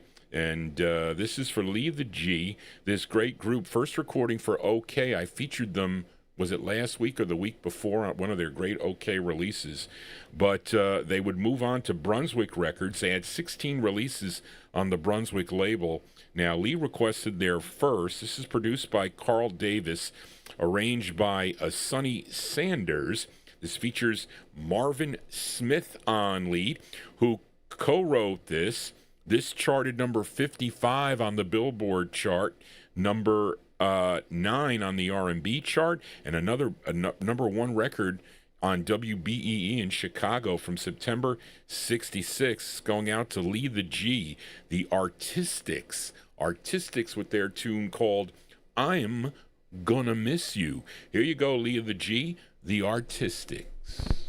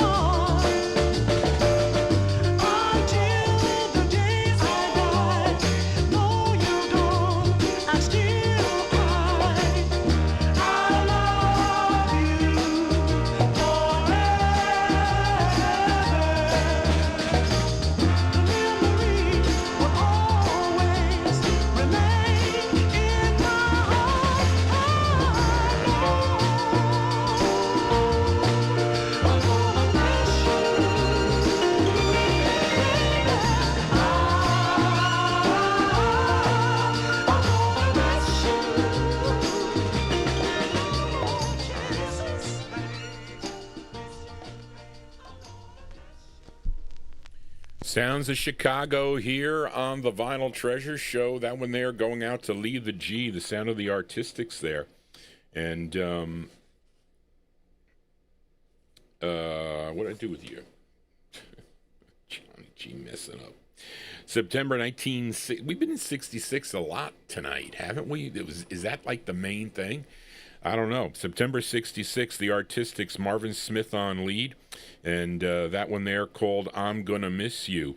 That's their first release for the Brunswick record label. I got some more emails today from people who were watching on the archive. They said they almost had a heart attack when they heard April Fool's show when I said that this was the last show that I was going to be doing. They almost had a canary. They did. But that's why Johnny G's got to keep healthy here, folks. I got to really get cooking on that stuff. I don't get enough sleep is what it is. And that's such a big portion of being really healthy, to get enough sleep, because I don't. I just don't. I need 8 days a week is what I do. But let's fill a request for Busta Bass in our YouTube chat room to make that train ride a little bit more easier. As well, the train ride, I used to like to take the train I hated going into New York City. I used to work down in Times Square, and I hated it from when I went, it was in the 1980s. I was looking for a job.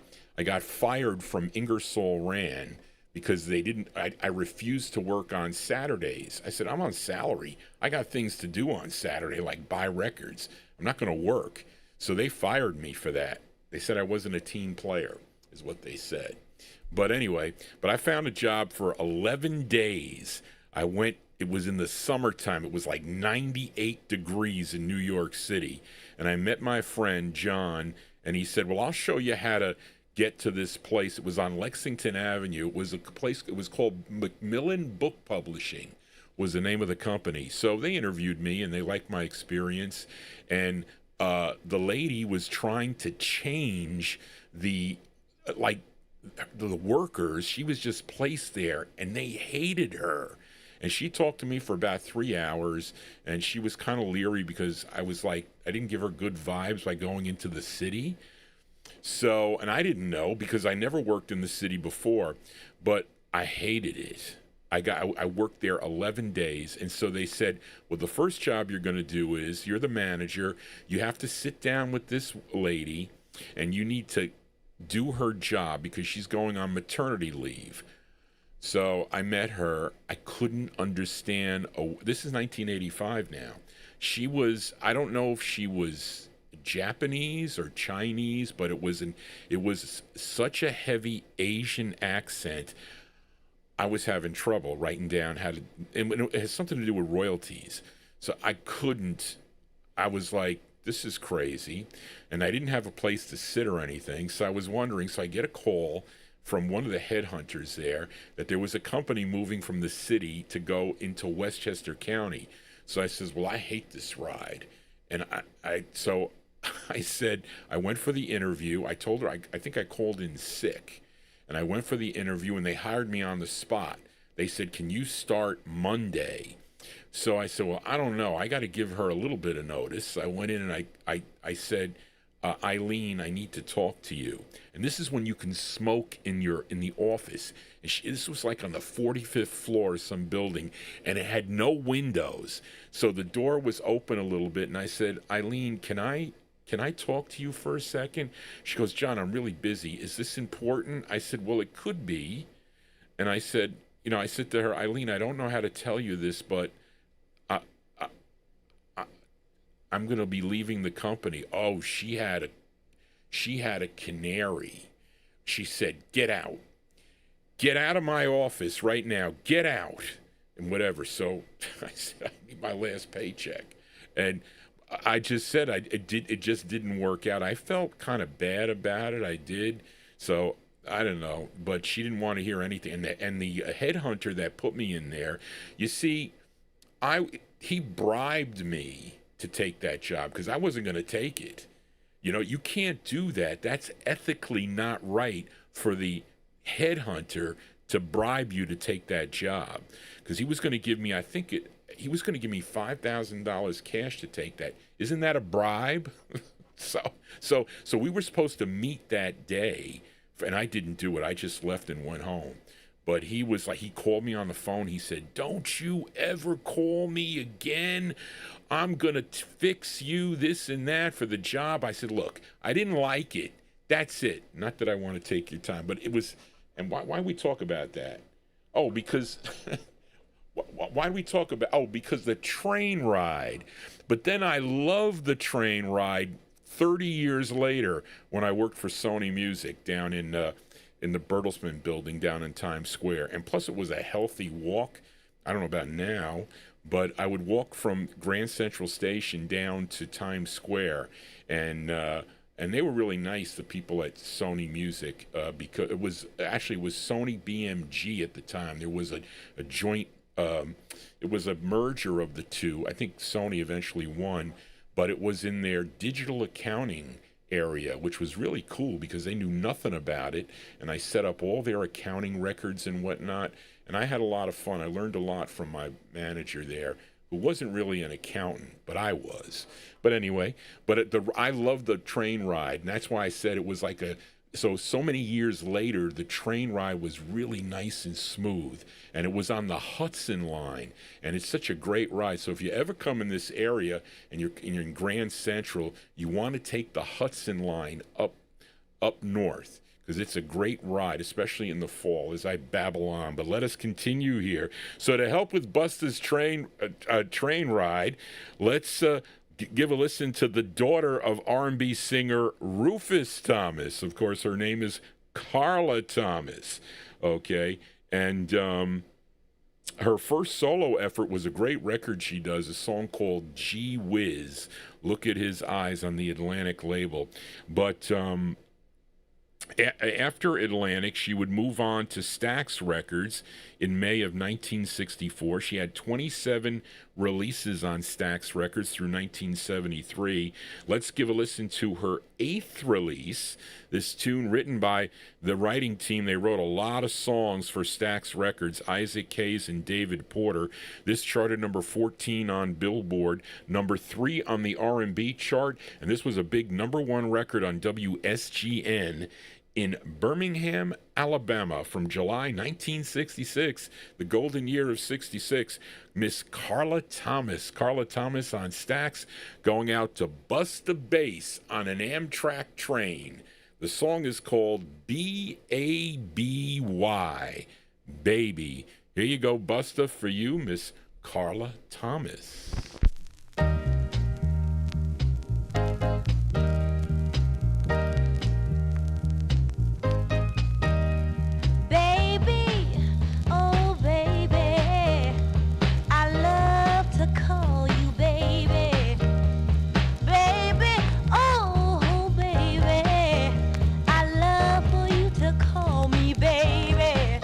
When you squeeze me real tight, you make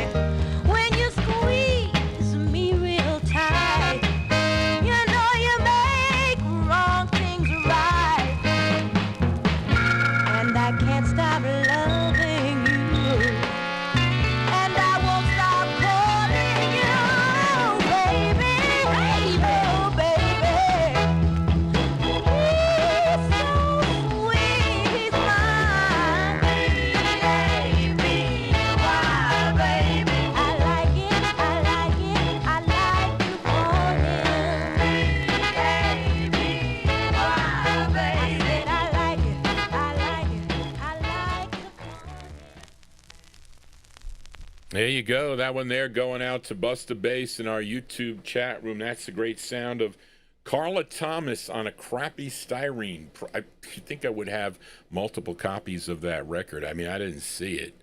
I didn't see it in my Stax boxes. I went through. I think it's possible I have some more of her stuff in the T boxes, but I don't know. So I gotta find. That was a record that I found out in the wild. It was a hit for her. So I never really focused on that. But now I will when I see these on the cheap. I'll pick them up. That one there from July '66, Carla Thomas with B-A-B-Y Baby for Busta Bass. Let us continue here. Let's fill a request now for listener Joe Carrera in our YouTube chat room, as this singer, artist from Memphis, Tennessee. Now, he was the lead singer of a group called the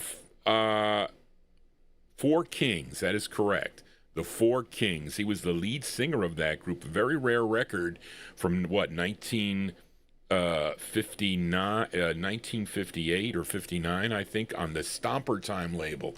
They had 2 releases on Stomper Time. I have one. The other one is even much harder. But he would go solo in 1965. He would sign with High Records, would have 10 releases on the label. This is his 5th release that Joe requested. Let's go to April of 1967. Mr. Don Bryant. Don Bryant's his name on High Records, and the song is called Doin' the Mustang. Here you go, Joe Carrera, for you, Don Bryant.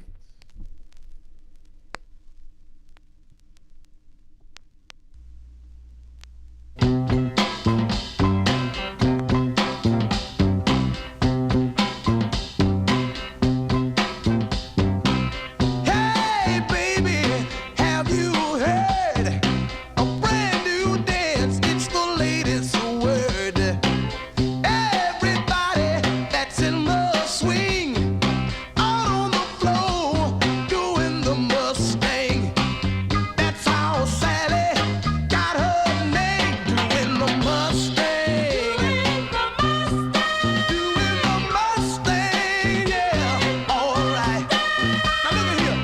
This new dance is in the groove. When you hear that music, you got to move. Clap your hands and pat your feet. The Mustang, baby, it can't be beat. If you don't dance, then you got to sing. When you hear the Mustang, everybody's doing it, yeah, alright. They're doing it in Chicago, Philadelphia, PA, Detroit City, alright. Tell me what I say, yeah. When I got to California, they call me by my name. Said, come on down, show us how to Mustang, yeah, baby, alright. Everybody's doing it, yeah. This new dance is easy to do. Watch me, baby, and I'll teach it to you. If you can feel it, dog, a boogaloo, baby, you can do the Mustang too. But if you're in with the in crowd, you should know how to do the Mustang with go in the flow. Come on, baby, yeah, alright. Everybody's doing the Mustang, yeah. Come on, baby, here we go. We're gonna do the Mustang with go in the flow. Everybody's doing the Mustang, yeah.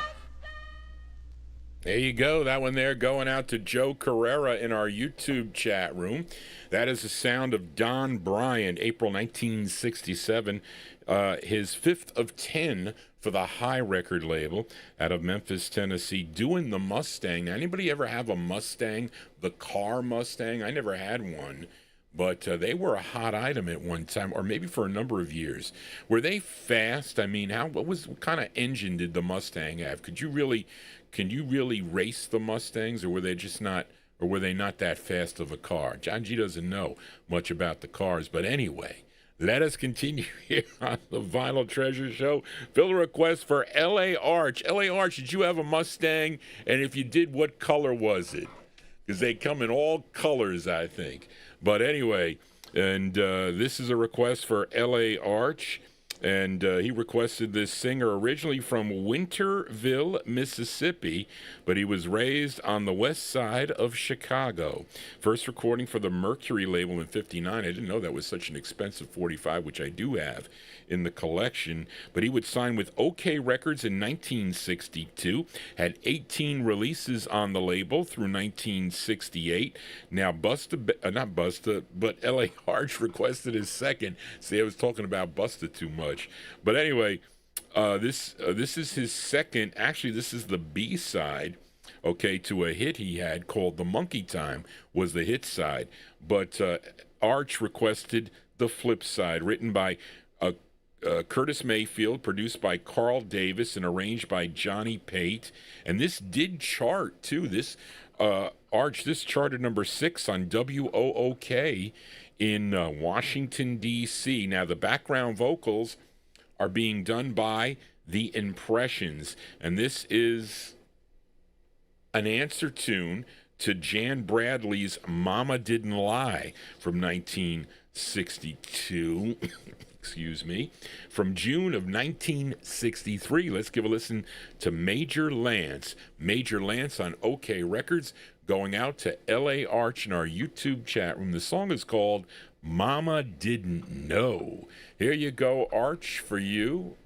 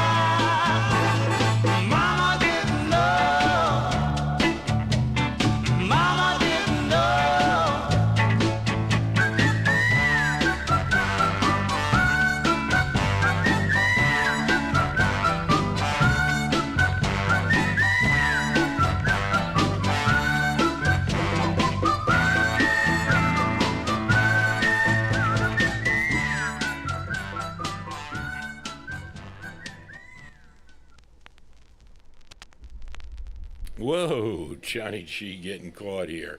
You know, I'm telling you, we're pushing the copyright police because they're coming out in full force against Johnny G. There you go. That's the sound of Major Lance with the Impressions backing him up on that.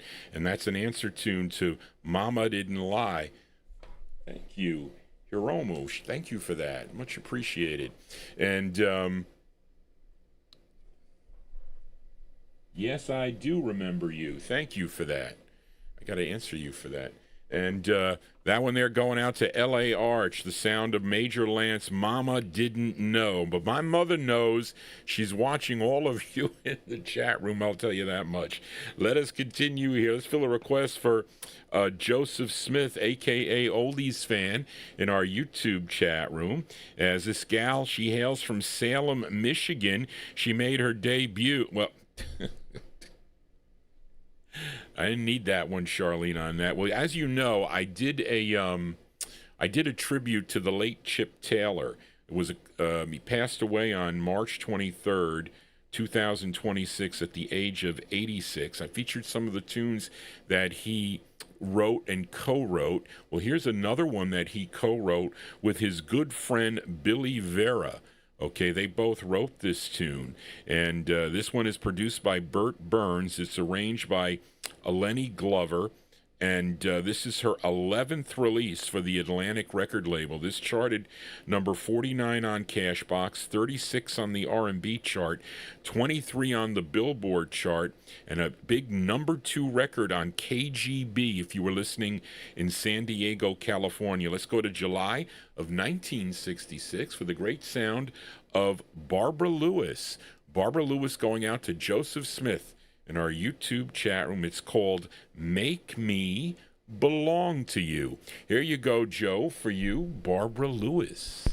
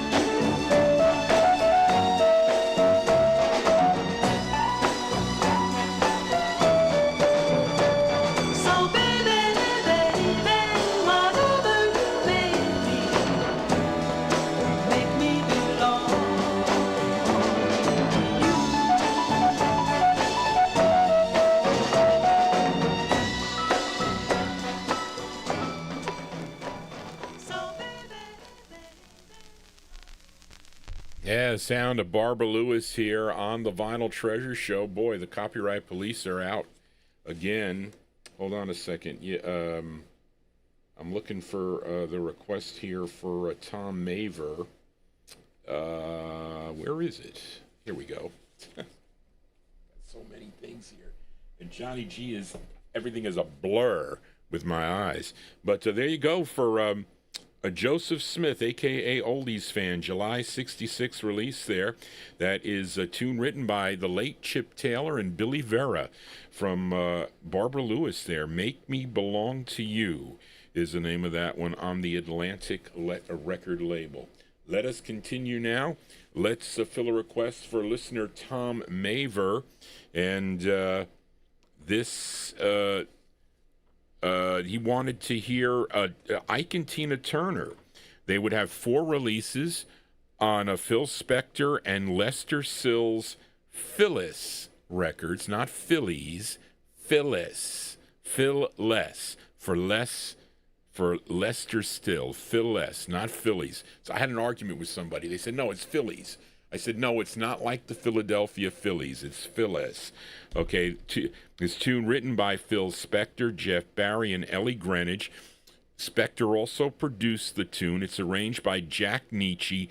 This charted number 35 on WSGN in Birmingham, Alabama. Of course, it features Tina Turner on lead, and she performed this on Dick Clark's American Bandstand on July 1st of 1967. I think there's a clip of them doing this from June 1967, going out to listener Tom Maver. Ike and Tina Turner with "I'll Never Need More Than This." Here you go, Tom, for you, Ike and Tina Turner.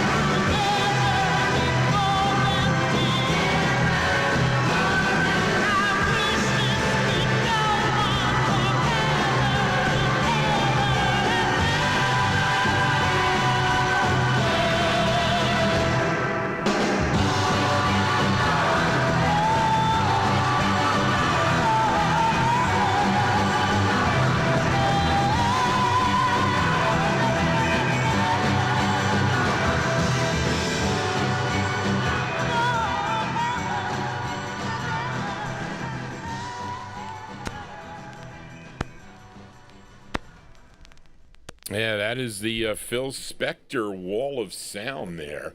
That one there going out to listener Tom Maver. That is Ike and Tina Turner, June 1967 release on the Phyllis label, Styrene Press. Johnny G doesn't like styrene 45s, as you know. I'll Never Need More Than This is the name of the tune. Now, there's what I say, they're third of four for the Phyllis record label. Well, are you going to need more than this? More Johnny G is what you might want. But listen, we're on borrowed time here with the copyright police. I will tell you that much, because they've been out on every record here. So one of these records, I still got to get some records in for some people here. And again, if I don't get your request in, it's going to be first on the following week, okay? So you got to bear with me. But if you do have a request for a future show, somebody asked to hear Ruth Brown. Now, you mean 1950s Ruth Brown or 1960s Ruth Brown? If you want the 1950s Ruth Brown, you want to tune in on Saturday night beginning at 9 p.m., 9 to midnight. I will be back with this cough on Saturday for the 50s. The early 60s are not till Sunday. So I play records through 1957 by year on Saturday nights, and then I'm back on Sunday beginning at 9 p.m., and I start off with 1958, and we go to, 63 or 64, but vocal group style, okay, or rock and roll, a little bit of blues, and sometimes some rockabilly too. So if you have a request for any of these shows, email me at vinyltreasures@aol.com. That is the best thing to do. Let us fill a request now for listener Gary McClendon in our YouTube chat room.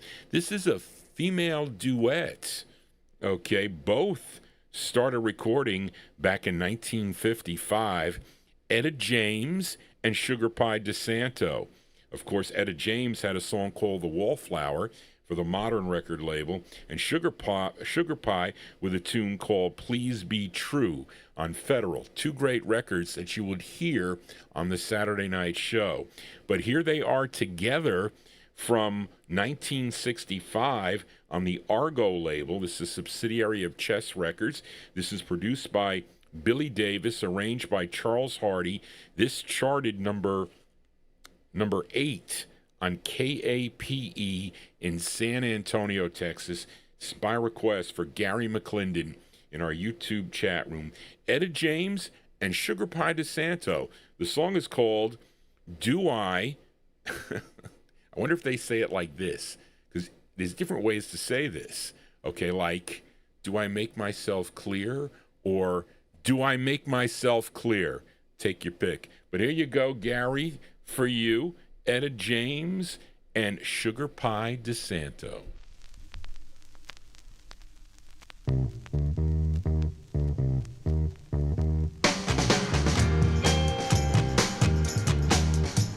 I don't wanna believe the bad things about you. Oh no, 'cause if they're true, I have to get along without you. Oh no, I said the work is out on you. Oh yeah, it's all about the things you do.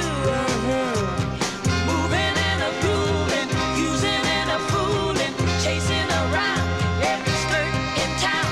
If it's true, you'll be on your way.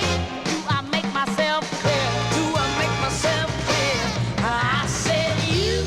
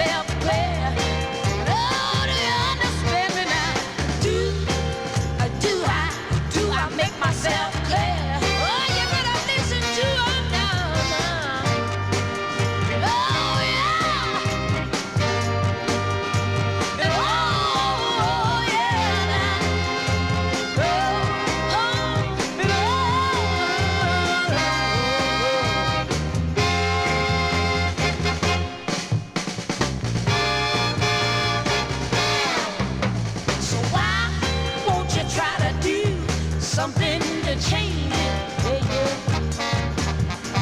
And make me know it's not the way they claim it. Oh yeah, now let me tell you something. All I want you to be true, honey. Love me like you say you do.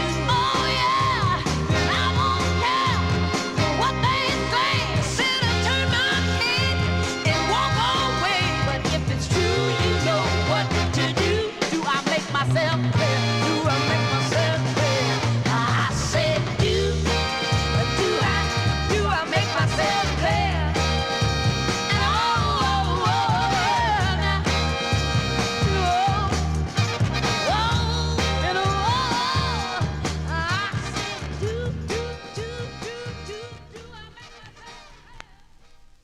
And Yeah, female duets here on the Vinyl Treasure Show. That one there going out to Gary McClendon in our YouTube chat room. A cool tune there, October 1965 release. Miss Etta James and Miss Sugar Pie DeSanto on the Argo label. Do I Make Myself Clear is the name of the tune. Johnny G will be back, Make Myself Clear, on Saturday night beginning at 9 p.m. right here on YouTube. Also on Oldies and More Radio. Will not be on Oldies and More Radio on Sunday. But anyway, the show, the Sunday show and this show are expanding. Well, even my Saturday show with the early stuff. But, you know, there's different strokes for different folks. You know that? Anyway, let us continue. Let's fill a request for Leonard Mancini. I found this record last minute today. I found this, so I figured I'd say I'll play it. Because I knew I had the record, I just didn't know where I put it. It was in one of the L boxes that was way on the top of the shelf downstairs. So this is a request for listener Leonard Mancini. This gal, born in Hope, Arkansas, her real name, Revoida Fearson. That was her real name, Revoida Fearson. But you know her as Ketty Lester. Ketty Lester, she made her debut on Era Records out of Hollywood, California, 1962, with a song called Love Letters, which I kind of like that record. Nice ballad she does. And but she had two releases. Was it 2 or 3, Charlene? Because the other one is like a cover of When a Man Loves a Woman. I think that's the other one. Or maybe there's only 2. This is her second that Charlene has here on Tower. This tune written by Burt Garfield and Lincoln Mayorga. This is produced by Ed Cobb, arranged by Lincoln Mayorga. Came out in January of 66, another record out of 66 for Leonard Mancini. Here is Ketty Lester on Tower. It's called Love Me Just a Little Bit. Here you go, Leonard, for you.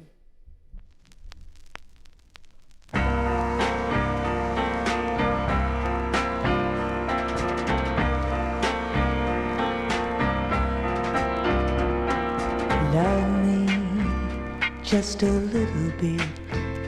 If you love me just a little bit is all that I feel the strength to ask. A little bit of love of the highest class is more than a little bit, and more than a little bit of you would break my fast of love too quickly. So slowly, just a little bit. If you touch me softly just a bit, a little bit, and slow now and gentle, not too fast, a little bit, and slow to let the goodness last, 'cause you're not just a little bit,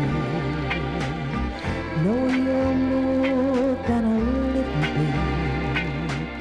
So just a little bit slow and pure and sure.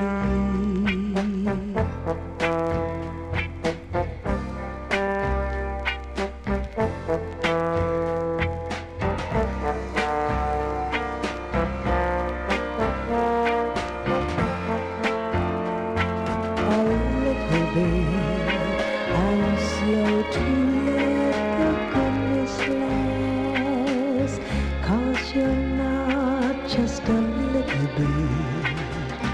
No more than a little bit. So just a little bit slow and pure and surely. Just a little bit. Just a little bit. Just a little bit.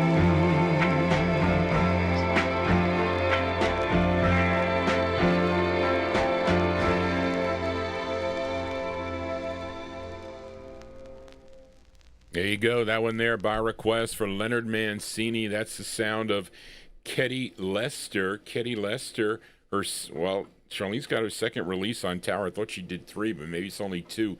I think she sang that live on Shindig, I think, back in 1966. But there you go. Love Me Just a Little Bit is the name of the tune. If you love Johnny G's show just a little bit, you would consider subscribing to my YouTube channel because it keeps the copyright police away, and they're out.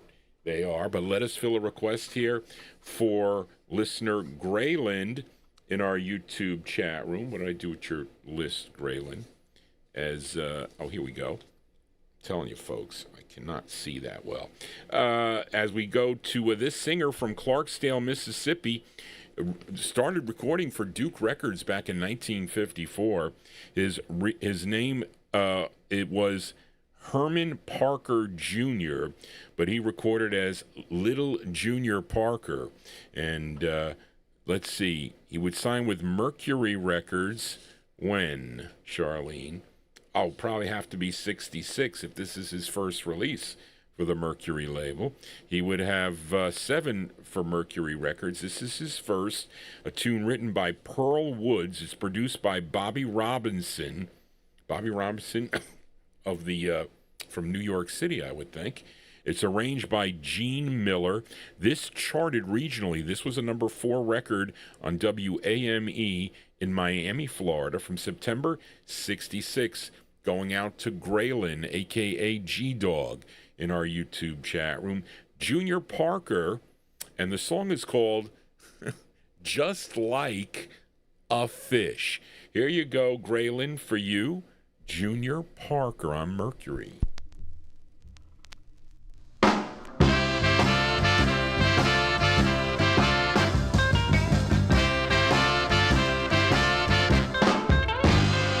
When you say you're babysitting, that I understand. But what I can't figure out is how you babysit a man. I'm just like a fish, the way I keep going for your line. I'm just like a fish, the way I keep going for your line. You lie so weak, but your game is so strong. You make me think you're doing right when I know you're doing wrong. I'm just like a fish, the way I keep going for your line. I'm just like a fish, the way I keep going for your line. Now come on and fish for me.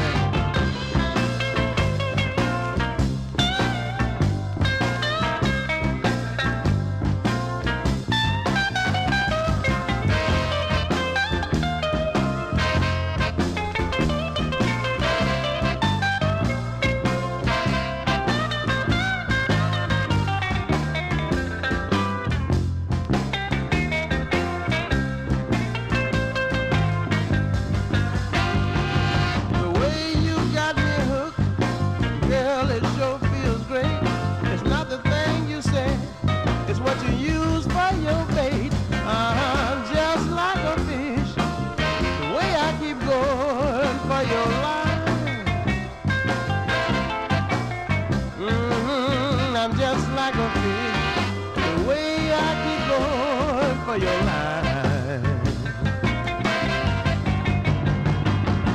I'm just like a fish, baby. You got me hooked, line and sinker. I'm gonna keep on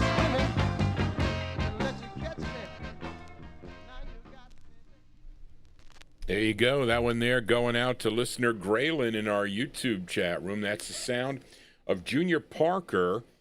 Junior Parker there from September 1968 is first of, 7 on Mercury Records, Just Like a Fish. Well, I can tell you that we here, my mother likes to cook fish on Fridays, so we've always been eating fish on Fridays. And also, I used to have 2 fish tanks a long time ago, but I didn't take good care of my fish tanks as well as I take care of my records. And I remember I had 2, you know, when you can go to like a Master's department store and they had all these fish tanks that you can walk by and you can see all these different fish. Well, one day you can buy 6 angelfish. You know those little the angelfish? They're silver and black lines. So I said, well, I want. There were 6 for $1, I think, or 6 for $2. So I used to ask my parents, "Can I buy a fish? Can I buy fish? I want a fish. Are you going to take care of this fish tank? Are you going to clean it? Are you going to do this and that?" Of course, I eventually did, but not when I was small like that. So I had these 6 angelfish, and I had some other things in there. Of course, they must have eaten well because it's not good to mix guppies with angelfish because there's never any guppies that multiply. They multiply a lot, but the angelfish love to eat the little guppies as they're being born. They'll eat them. So anyway, of these six angelfish, they were starting to get kind of big. So, and they would fight each other until to the death, until I had 2 that survived, and they got really big. They were like this big. But you know why? Because I used to feed them salamanders that I would catch at the brook. I would go down and get them these salamanders, and I would drop them in the tank, and they would attack them. So that's what this song brought out the memory to Johnny G. But anyway, I digress. Let us continue here. I told Captain California that I had a The Midnighters record for him. Actually, I'd had 2, but I think he likes the ballads. That's my guess, Captain.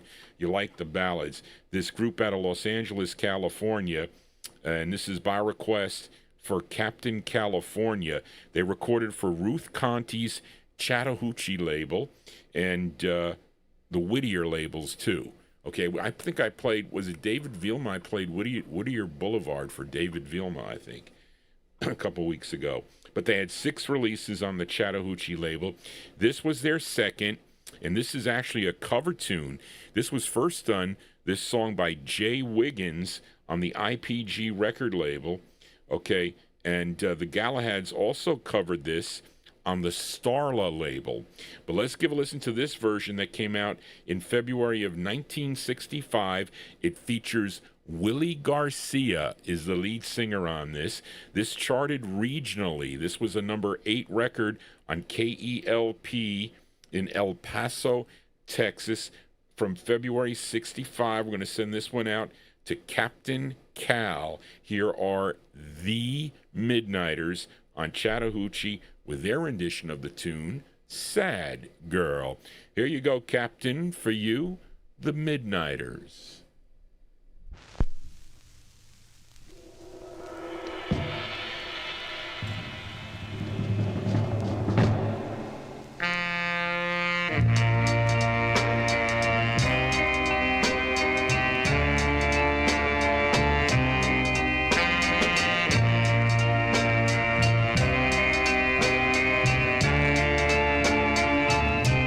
Sad girl,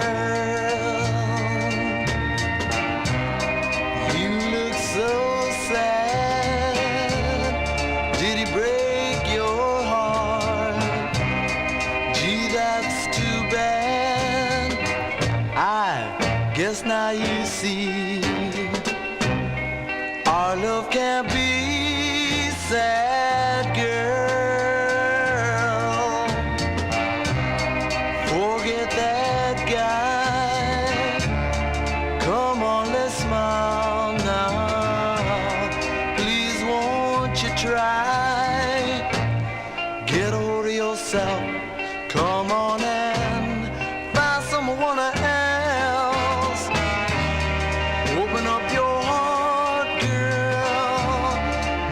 gotta make a brand new start.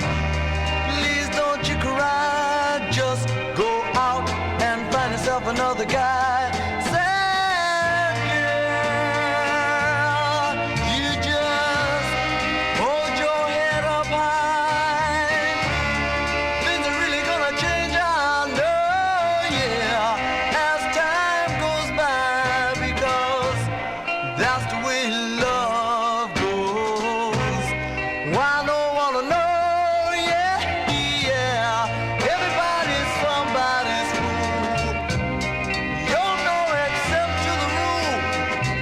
So say you do, pretty baby, yeah, yeah.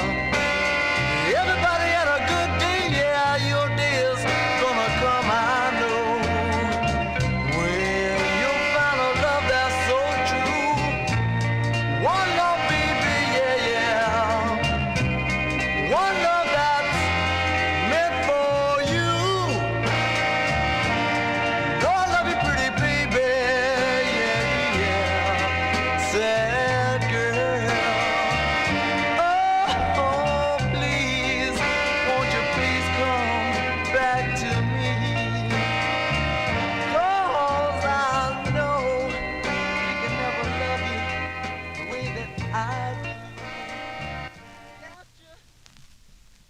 Sounds of California. Actually, East LA here. I think the Midnighters are out of East LA. We always love to feature the East LA sound here on Old Johnny G's Vinyl Treasures show. Thank you, those of you tuned in the California area. And a great tune there going out to Captain Cal, February 65, the Midnighters. You know why they called themselves the? They wanted to differentiate them from Hank Ballard and the Midnighters. So they figured they'd say, well, let's say the, T-H-E-E. But there you go. That's Willie Garcia on lead. Their rendition of the Jay Wiggins tune, Sad Girl. That's on the Chattahoochee record label. Johnny G here in Vinyl Treasure Overtime. Want to thank all my listeners tuning into the program here. So we are on borrowed time here until the copyright police get rid of Johnny G. So maybe I'll try to play some hits and they'll make me sign off. But we'll continue here. Fill a request now for listener Chris Reed. As this gal, she hails from West Palm Beach, Florida, and her first recording back in 1964 on the Quakertown label. I played that record here on the program. That was out of Philadelphia. Then she recorded for ABC Paramount in 1965, and then signed with Nate Calla's Calla label in 1967. She had 8 releases on the Calla label, and through 1969. This is her 3rd release. It's a song she wrote. This charted number 36 on WVON out of Chicago. Let's go to November of 67 and fill a request for Chris Reed and give a listen to Gene Wells. Gene Wells on Calla Records, and it's a long title. It's called With My Love and What You've Got, parentheses, we could turn the world around. Here you go, Chris, for you, Gene Wells.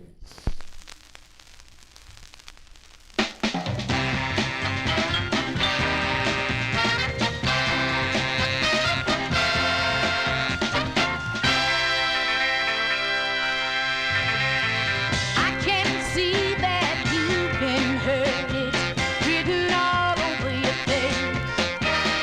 The way you act and carry yourself, I feel it in your embrace. But all I need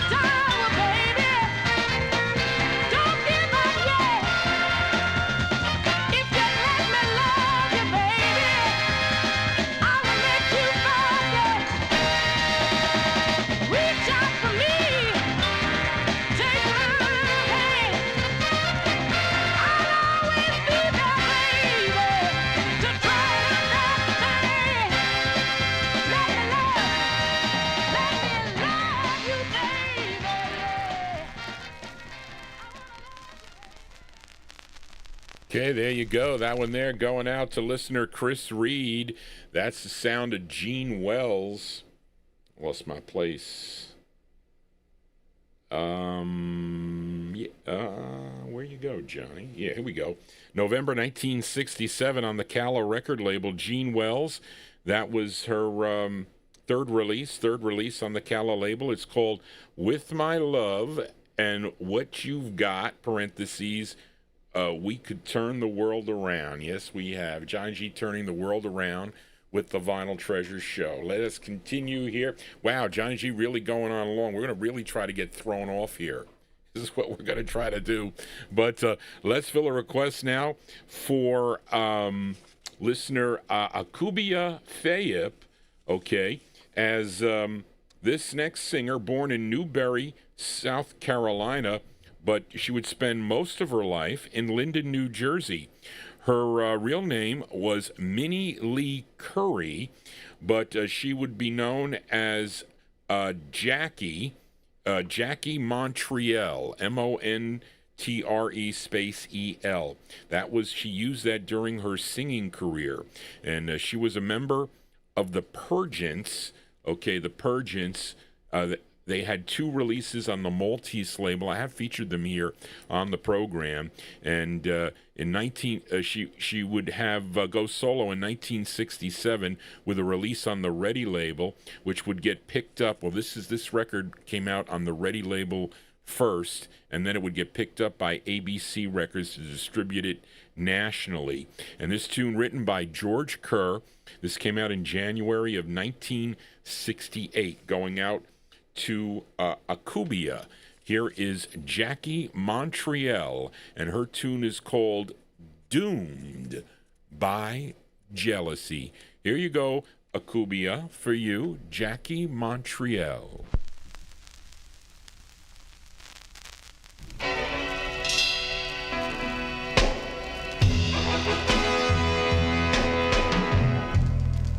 I can't stand girls to talk to my guy. I get angry when he laughs with his friends, I don't know why. This obsession is driving me crazy. There's got to be a curse on me. Oh, why did me to be do? I wanna know why me to be doomed by jealousy. Doomed by jealousy. Why me doomed by jealousy? Oh, in heaven's name, I know he's true to me. But why am I accusing him of everything? Is there any hope in sight? Lord, I want to control it with all my might. Oh, why did me to be doomed? I wanna know why me to be doomed by jealousy. Doomed by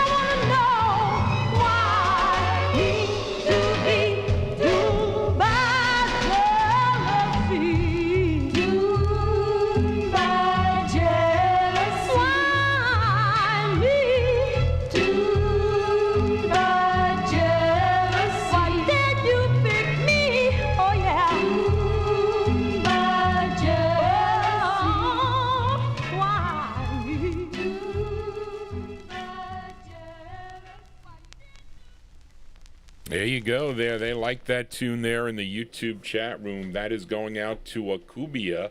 That is Jackie Montreal. Jackie Montreal from January 68. That's on the ABC record label. That's actually for national distribution. Doomed by Jealousy is the name of the tune. You know what happened was since that update last night, I was having some issues with the Chrome browser. So when you broadcast with YouTube, I use the Chrome browser. So it lost the connection. It said snap, and I was like, what is going on? So I had to backtrack, and you said you didn't lose anything. So I don't know. I guess that was okay. But anyway, so I thought I lost the connection there. But I guess I did not. After Lovin' You is the name of the tune. I'm going to check that because I have a... hold on a second. Let me see something here. I picked up...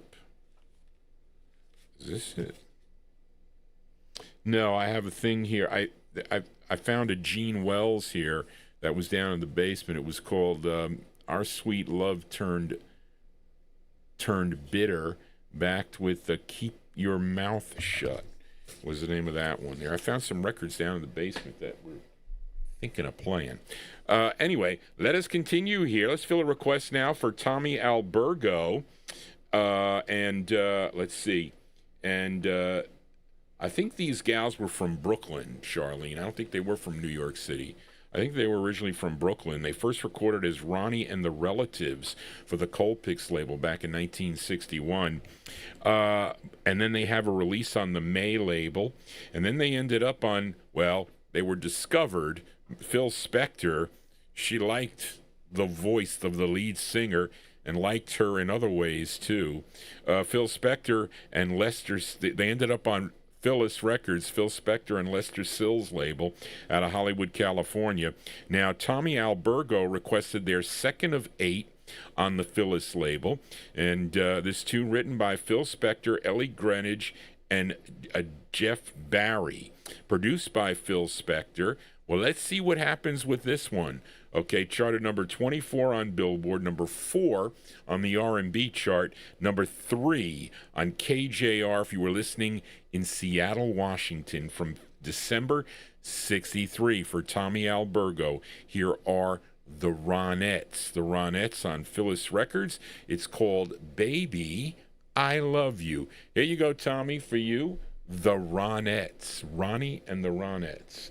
Ronnie Spector. Well, she was Ronnie Bennett at this time, I think. Here you go.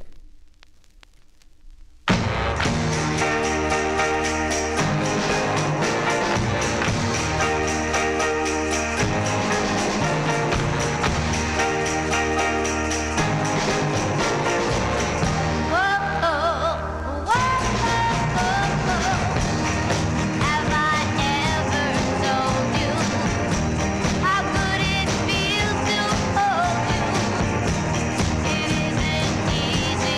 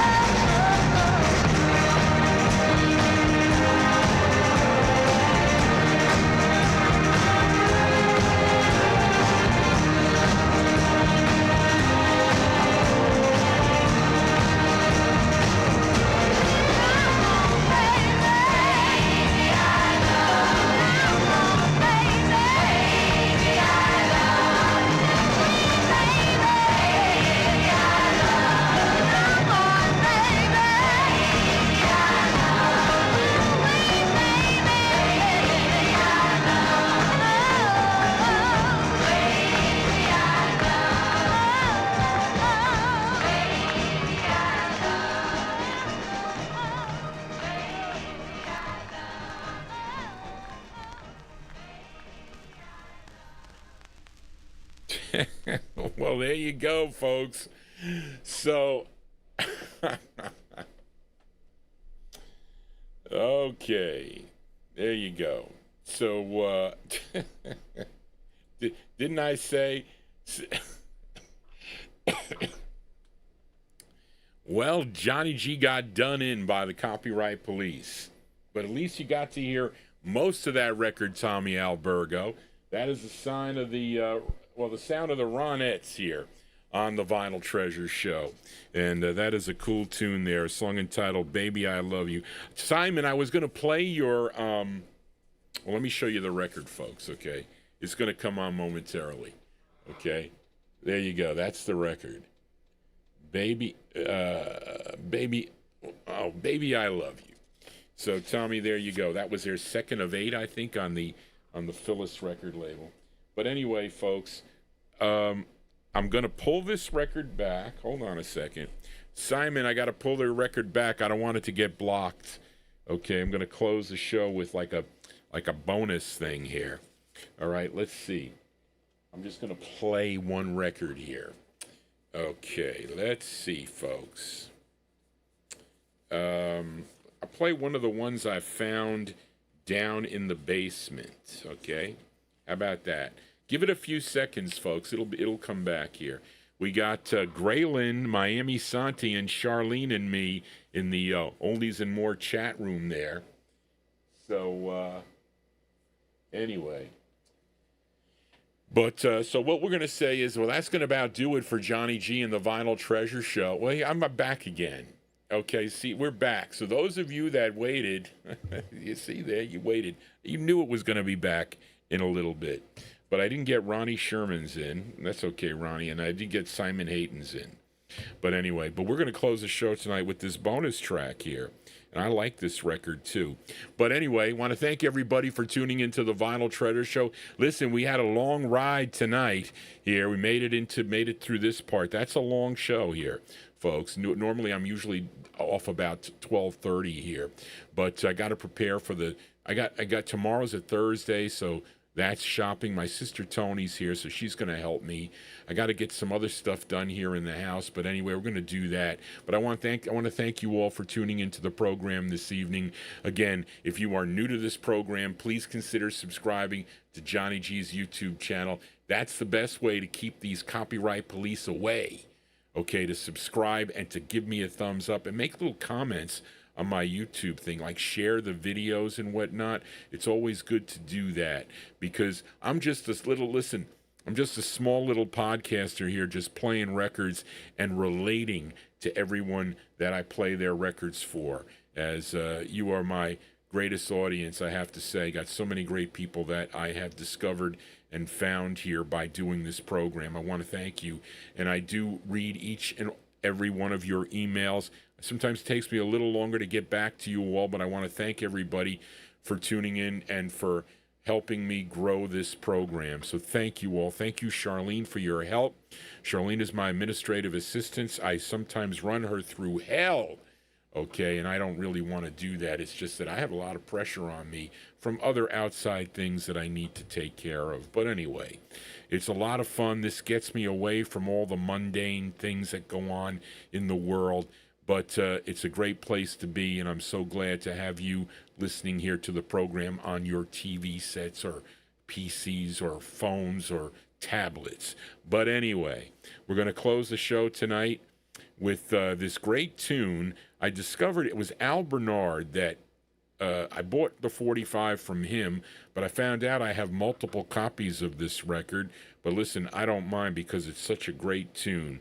Her name is Ruby Johnson. She's got some other cool records, too. I think this is one of her early sides here. I don't know, maybe 1963 or so. I think I bought this from Tom Klein a long time ago. Maybe this was my first press, but I like it. The song is called Here I Go Again. That's our closer tonight, folks. So this is like a bonus track from Johnny G with no research to it. But I want to thank everybody for tuning in. I hope you like this tune. Let's see if the copyright police shut this down. Maybe not. They might not know this record. Again, her name is Ruby Johnson. This is on the Nebs label, N-E-B''S, and the song is called Here I Go Again. That's going to do it, folks. I hope to see some of you on Saturday night right here on the Vinyl Treasure Show. If not, be here next Wednesday. Be here or square. No, be there. No, be there or square, right? Anyway, I got to go. Thanks, everybody. Just want to say so long. Here you go, Ruby Johnson. Here I Go Again.